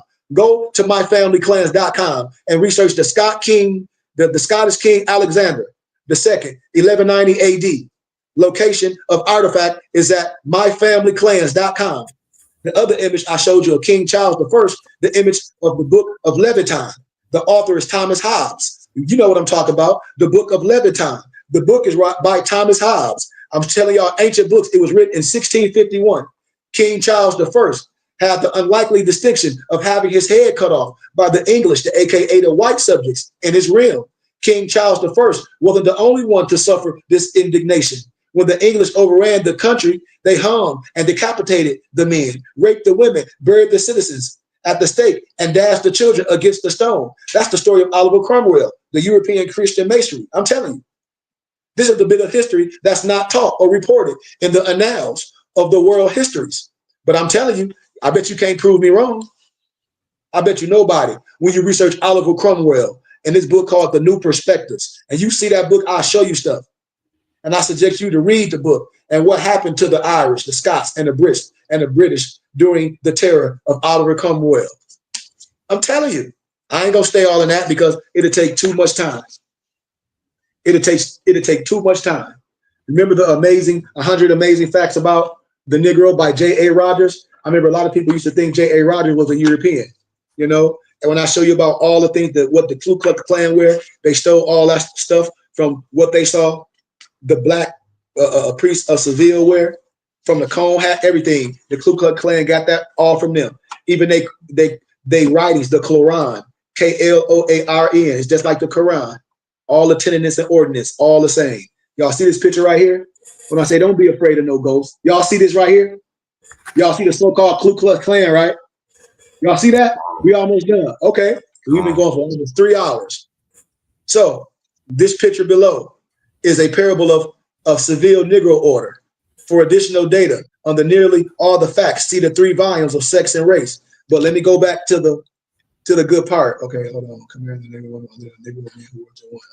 Speaking of the parade of the Negro Brotherhood in Seville, Spain, in 1926, Arthur Schomburg, curator of the Cambridge Library, all these libraries in Europe, West 105th Street in New York City says, but his library was in New York, but then they take them all these things that people have here and take them in Europe with all the wisdom. It was only human to wish to examine the garments of the brotherhood of the Negroes. Listen to this. After observing the similarity to the white robes and collars used by the Ku Klux Klan of our country, to all appearances, to the American organization copied the dress of those believers in Christ. Not even in garments, it seems, in the American order original. They are eventually copied faithfully from a very sacred brotherhood whose devotion won them the love and gratitude of the Spanish people, from king to peasant, pontiff to believer. Opportunity MAGA, page 164, June 1926, New York, New York. And today the descendants of these Spanish Negroes are quite bleached from mixing with their white neighbors. But the old Negro traditions remain. The Negro Church of Nuestra Senora de Los Angeles in the Barrio Carmona is still maintained by them. Priests, guides, and others in Seville inform me that the garb is as likely like those of centuries ago. For earlier information of these Negritos, as they are called in Seville, see Zunga's Annals de Seville, published in Madrid in 1677. I got all these documents. Later, the Negroes rose to a position of prominence and had a count after whose one of these streets is still named. See? And I showed y'all this. So once again, fact check, fact check, fact check. So I just wanted to show y'all some fact checks. It's a brother that y'all might not have heard of Howard Thurman. When I tell y'all all of our brothers wasn't gatekeepers. And his brother taught just like me. He was an educator. He taught everything. He was a mystic. And it's an ancient bookstore in California. I think it's called the Wusan Bookstore, if I'm not mistaken. I go there every year. I go to California. When I go back, because I'm getting ready to go, I'm going to go to that bookstore. But I have everything that they want. They get a lot of books from me, because a lot of my books cost thousands of dollars. But this brother right here, this brother is amazing. At the time of his death, 1981, Howard Thurman was Dean Emeritus of Marsh Chapel, Boston University, chairman of the Board of Trustees of the Howard Thurman Educational Trust in San Francisco. He also serves as Dean of Rankin Chapel, Howard University, Washington, D.C., as professor at Howard University School of Religion, and as director of religious life at Morehouse and Spelman Colleges, Atlanta. Founder of the Church of the Fellowship of All People in San Francisco, the first interracial, interdenominational church in the United States. He was honorary canon of the Cathedral of St. John Divine in New York. Now, listen to what he's saying. Poet, mystic, philosopher, theologian, So right then, when you say poet, mystic, he the same thing I am. But he was educated, he taught all this, yeah, for the liberation of our people. Philosopher. So if he's a philosopher, then he's a philo. If he's a theologian, he's dealing with theosophy. Where did where did Alabavinsky get theosophy from? The Sufis, brothers that look like you and me. Sufi just mean nappy head or woolly head people. That's another way. If I break down all the Sufi teachers in the language, all that stuff, they mean, oh, it's Sufi because the wool of their clothes. Shut up. You talk about because the wool of their hair, the nappy headed people. Just like the Russians, they wear the hats to symbolize you. Just like the Wiggum Party. Stop the cap. We expose all the lies. You know, he was a theologian, a mystic, philosopher, theologian. Dr. Thurman authored more than 20 books, including Meditations of the Heart, The Inward Journey, Jesus and the Disinherited, The Centering Moment, The Creative Encounter, The Search of Common Ground, and With Head and Heart, his autobiography. Now, why nobody talk about this brother? Because he was a truth teller and he was educated like me. They knew this. All these people in this universe, they try to erase these people out of history. I'm telling you, but they ain't going to erase me because I got my own platform. They can't shut me down. I ain't took no oath. I ain't no nigga Freemasonry, or I ain't no Greek fraternity jump around, all that. That's going to lie to you. I'm telling you we can do something, and I'm your brother, and I'm asking for my brothers and sisters support. That's what I'm asking you, and I ain't nothing without y'all. But can't nobody diss this wisdom. Can't nobody diss this scholarship. None. And as I close, y'all, we've been going for 2 hours. Thank for the donation. If you didn't have the money to give a donation, thank you. Remember the term pseudepigrapha comes from the Greek word pseudo, false, right? Epigrapha, to inscribe or attribute, meaning it refers to writings falsely attributed to a famous or authoritative figure. For example, a work claiming to be written by important biblical figures like Moses, Enoch, Solomon, blah, blah, blah. Well, remember, I told y'all, go back to my teaching yesterday, and I asked all y'all this question, all my Muslim brothers, all my Hebrew, whatever, especially my Islamic brothers. Was the Quran inspired by ancient Jewish texts? And if you say no, you lying. And if you say yes, and then I can show you that a lot of those ancient so-called Jewish texts ain't nothing but folly and folktale and folklore, then what did that tell you about what you have? When they always trying to prove something in this. And then let's do another fact check. And what my brother said, he said, please explain what you did last night before you get out of here. I'll just send you a donation. I will. Okay. We got 10 minutes. I'll go the last 10 minutes and I'm done, brother. I'm sorry. You have to get with me and come to class to Sunday school tomorrow, and I'll talk more. But in Syriac, I'm write this down. Syriac, the word Quran means reading or scripture reading. Some say recite. Well, how can you recite something you don't know how to read? And how do you know it's valid? You don't know. One question. It refers to the recitation of scripture, but the recitation is reading, particularly during religious services. Listen to this, y'all. While the Quran itself is the holy book of Islam, we get that. Okay. Now the term in Syriac predates the Islamic text and is used in a Christian context. So if it predates the Islamic text, where do you think your Islam got its origin from? The Syriac, what? Christian context. That's how. Duh.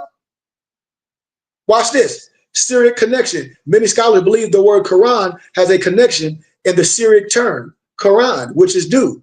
But in the Syriac Christian tradition, the Quran is used to refer to the reading or the recitation of scripture, often in liturgical settings. Now watch this. Now watch this, y'all. Keep your ears open for these religious folly brothers. While Arabic, you think Arabic is related to Syriac or Syriac, it did not directly evolve from it. Okay, now you're finna dig yourself in the hole. Okay, then the next question you might ask, Dantes, as a scholar, and then you say, okay, if the Arabic script is related to, that means it have origin. That means it have the likeness. If it's related, all I know is relation. I mean, we got some of the same blood per se. If we related, if we're going on relations by genetics, so if we're doing that, that means what? We got some of the same tenets. Okay, so while the Arabic script is related to Syriac, it says it did not directly evolve from it.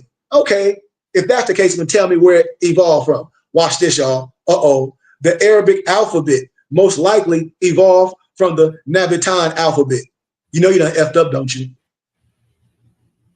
You know you done effed up, don't you? You know you done effed up, don't you? Because watch this, which itself is derived from the Aramaic alphabet. Some scholars suggest that the Syriac may have influenced the development of the Arabic script, particularly in the letter shapes and connection behaviors, but the core origin is generally attributed to the Nabatean. So what that tell you? That what? Off the dribble, that the Arabic language, that ain't original. It come from the Syriac. It's related to the Syriac. It has its origin in the Syriac. But then you say the Arabic alphabet evolved from the Nabatean alphabet. Uh-oh. I mean, yeah, that's what happened when I talk. It'd be quiet in the church mouth. Both the Syriac and the Nabatean scripts are descendant of the Aramaic, which was a prominent language and writing system in the region. So the Nabateans, who inhabited the parts of modern-day Jordan and Sudan, Arabia, developed their own script that was influenced by Aramaic. But watch this. Here's the kicker. The Nabatean script is a bridge between the Aramaic and the Arabic alphabet. Uh-oh. How can it be? Watch this. I told y'all.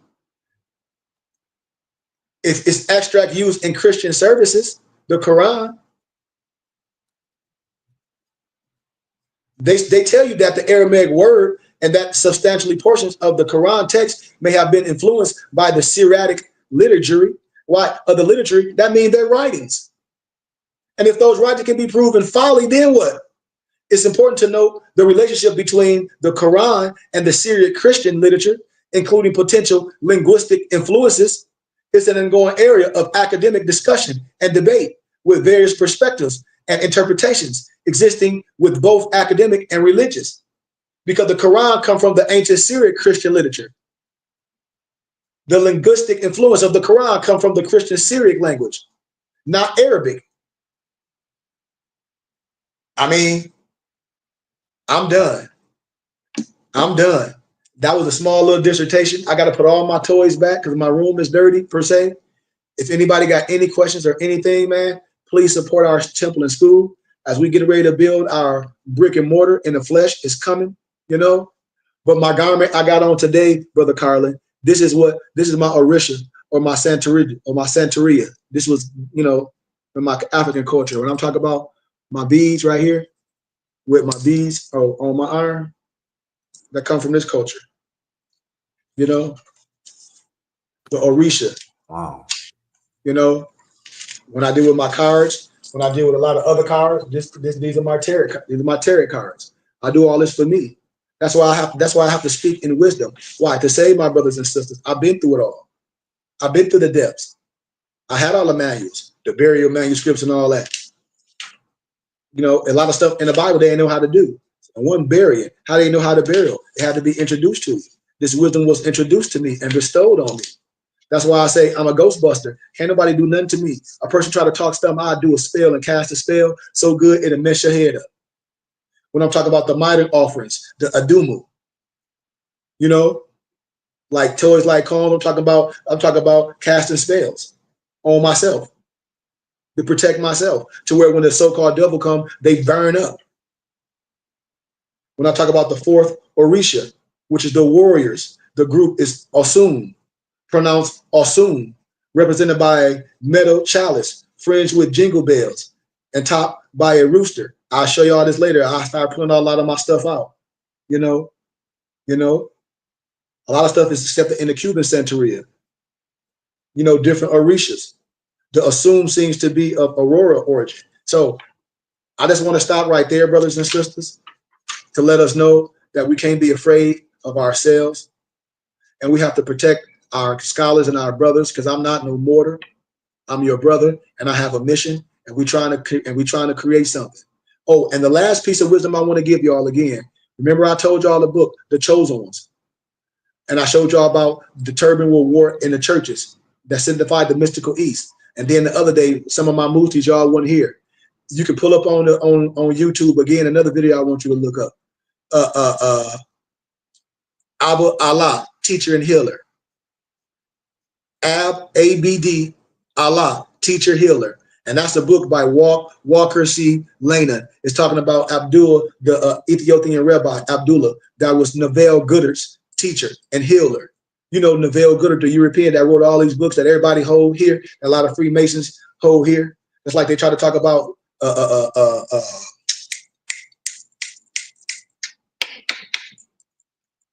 Manly P. Hall, which is Snowman Wisdom. I tell you, they were all taught by us. And it's a book, I sent it to y'all already. It's called Walker C. Lanin. That's the author. It's Ab Allah, Teacher and Healer. I gave y'all that book. And that's about Abdullah, the Ethiopian rabbi that healed and saved Neville Goddard. Fact check me on this. I've been courting y'all for long. So if the Europeans support my wisdom, why won't my brother support me? I'm casting my net out and telling y'all to come home. Share this with your friends and families. Everything. And everything goes to build up our temple. And anything you need, any literature, I'm not a gatekeeper. I will give it to you. But a workman is due his hire. And with that being said, I love y'all. Thank y'all for taking 3 hours out your day. 3 hours. You sat and listened to me for 3 hours. And this is what I'll be saying, Dantes. If you sit and listen to me for 3 hours, that's a binge. It gotta be good. We'll pay to go watch Power and all that and pay and all that. This ain't better than that. If it's good, if it is, then show me. Because I don't need nobody coming to my funeral when I'm dead, because I ain't gonna have one. I'm gonna be Fuji dust. You see? So thank y'all for your time, peace, light, and illumination. And if y'all need anything, if you gave a donation, email me. I'll give you whatever you need. Why? Because I love you. I'm your brother. And the reason why I do it is because I can. That's why. That's why I do it. Because I can. Because I can. Because I can and I should. And if I can, I should be the change unit. I can. I'm going to stand up in the midst until the flesh is gone. And I'll stand with or without anyone like a lion and give my life. So with that being said, thank y'all again for your time. I love you. I give you honor. I give you glory. I give you respect. And I give you all the power of our ancestors to resurrect ourselves. I give you all the power from all the ethers, from above and below. I give you all the power that's bestowed in me and you, that's already dwells in you. And all you have to do is activate it. And we activate it together, baby, because it's one body in many parts. So with that being said, man, peace, light, and illumination. Take us out with our Moorish American prayer and our benediction if any one of y'all have it, because I got to put up a mess. It's long. Gratitude.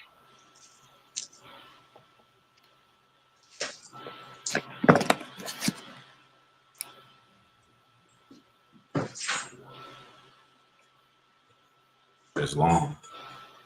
Allah, Father of the universe, Father of love, truth, peace, freedom, and justice. Allah is our protector, our guide, and our salvation by night and by day. Through his holy prophet, Noble Drew Ali. Shalom Aleichem. Ayah Esha Ayah. Islam. Amen. Peace, light, and illumination. Islam. Wow. Somebody give us our benediction. Islam. Our benediction reads as follows. May the benison of Allah be upon thee and thine always, as thou should strive to be a credit to Allah. Make haste to bestow thine acts of love upon thy brethren, and do the best to shun thine evil ones. Remember to take suckle of the breast of knowledge, wisdom, fortitude, charity, love, and all standing, that you might nourish the souls of men. Let truth be the shield in the manifest battle of falsehood. Know that Moors need not pick the lock to the gates of paradise by means of petty or criminal theft. For behold, the key to salvation already rests within thine own hands. And yes, even though a portion of our nature is weakness, instability, and inconsistency, there still is the greater part of our nature that is divine. May Allah protect thee, guide thee, preserve thee, lengthen thy age, and give thee everlasting peace. Ar-Rahman, El-Rahim. Ar-Rahim, Yamun. I mean, truth to protect us. Sheik, you gave us a schoolmaster today. Gratitude and high honors to you. Man, high honor, Dante. High honors to you, brother. You know, I just, like I said, it can be, I can't say I have a key if I don't give it away freely. Yes, it's worth something as I ask for small donations, but I can't say I have the keys to save us if I'm just going to charge and don't ask for a donation and give it freely. I must give it away because somebody could take it to the next level, and go farther with it. I'm not a hater. I want that. And that's that's why a lot of people be mad at me, in this flesh. So I'm not going to get mad at nobody after me. A lot of these old fogies, a lot of these people that have been here forever, a lot of these teachers and these fake preachers that have been here forever, they're like, well, how do he know all this? Because you know it. And a lot of these Moors that's talking all that, the Grand Sheik and Supreme, how do I know all this? And how am I moving like this? It's because it's the creator in me. And it's supposed to, because I'm not a gatekeeper. It's just taking me longer to have some of the man-made finances that everybody else get. That's all. So I give you all high honors, Noble Dantes, for trusting me and continue to try to spread this. I give you all high honors, man. I give you all high honors. And I'm nothing without y'all. I'm nothing without y'all. And I ain't afraid to say words. I'm not afraid to tell y'all I love you. I'm not afraid to say I depend on y'all. And I'm only as good as you are. That's why I'm so excited to come to St. Louis and plant our flag there. I love my city of Flint, but sometimes a prophet and an angel is no good in his own country, Dantes. Now, I ain't saying my family and friends don't love me. That's okay. But sometimes the prophet and the angel is no good in his or her country. Why? Because you don't recognize it. Why? Because you see me came up like you through the ashes. You should respect that. You should hold that up. You should hold that up on a pedestal because that's an example. But sometimes in our community, we don't, and we have to leave. But then the heart and the love of our people is keeping me here. I'm just being honest. The heart and the love is keeping me as a so-called pro-righteous teacher. Why? Because I love my people so much. And maybe I'm doing it by default. Maybe. I ponder on that every day. Because I went in thousands of debt for the university. I'm still in hundreds of thousands of dollars of debt. But it's okay. Because I mastered it. And a lot of things been covered. All my time, things been covered to where when I say debt, I ain't saying financially, I'm saying debt because I invested. My investment of everything that I have cost me hundreds of thousands. If I show you the receipts, all the books that I did, all the time, the information, it cost. All the books that I purchased and all that to turn to PDFs, all the time it took me to convert all these books to PDFs for y'all, to print all these books. When y'all become students, they'll have to go pay Amazon for this stuff. You think this stuff don't take time? Yes, it do. And for me to find this stuff and have it for y'all and put it on a platter, that's an investment. And I bring it all back to y'all for free. I've been through the fire. So I'm asking my brothers and sisters to support me consistently. And if you don't have the finances or how little you do, at least share it. At least share it with other people. So with that being said, thank y'all, man. And I love y'all. Peace. We out of here. Peace. Love you too, Sheik. Love you too. I'm sorry. Love y'all too, man. I ain't mean to cut nobody off. It's long. It's long. Gratitude.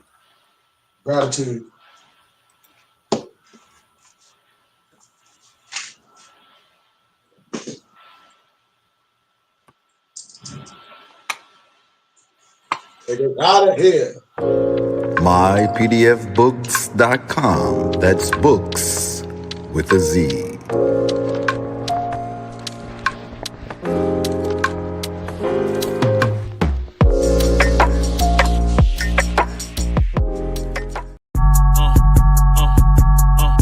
I'm a spirit speaking, truth seeking, heart reaching, knowledge leaking, seed sowing, harvest reaping, man of meager means. I have yet. mypdfbooks.com. That's books with a Z.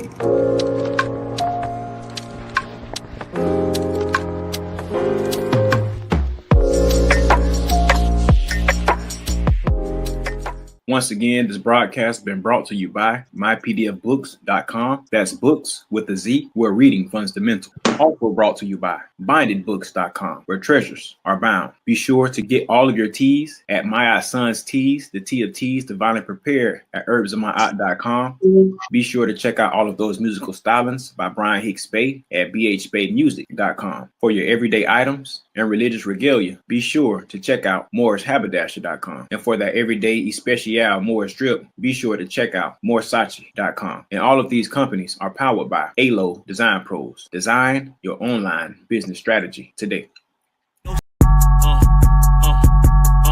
I'm a spirit speaking, truth seeking, heart reaching, knowledge leaking, seeds sowing, harvest reaping, man of meager means. I have yet to leave, I'm still breathing. To quit, I have no reason. I mean, I'm asleep, but I be trying to live my dreams. I cannot even act if it's all easy. Either you gon' do it or you don't. Really, it ain't no in between. Baby, you can ask the sun, it's an everyday thing. Consistency in your routine is how you bring reality.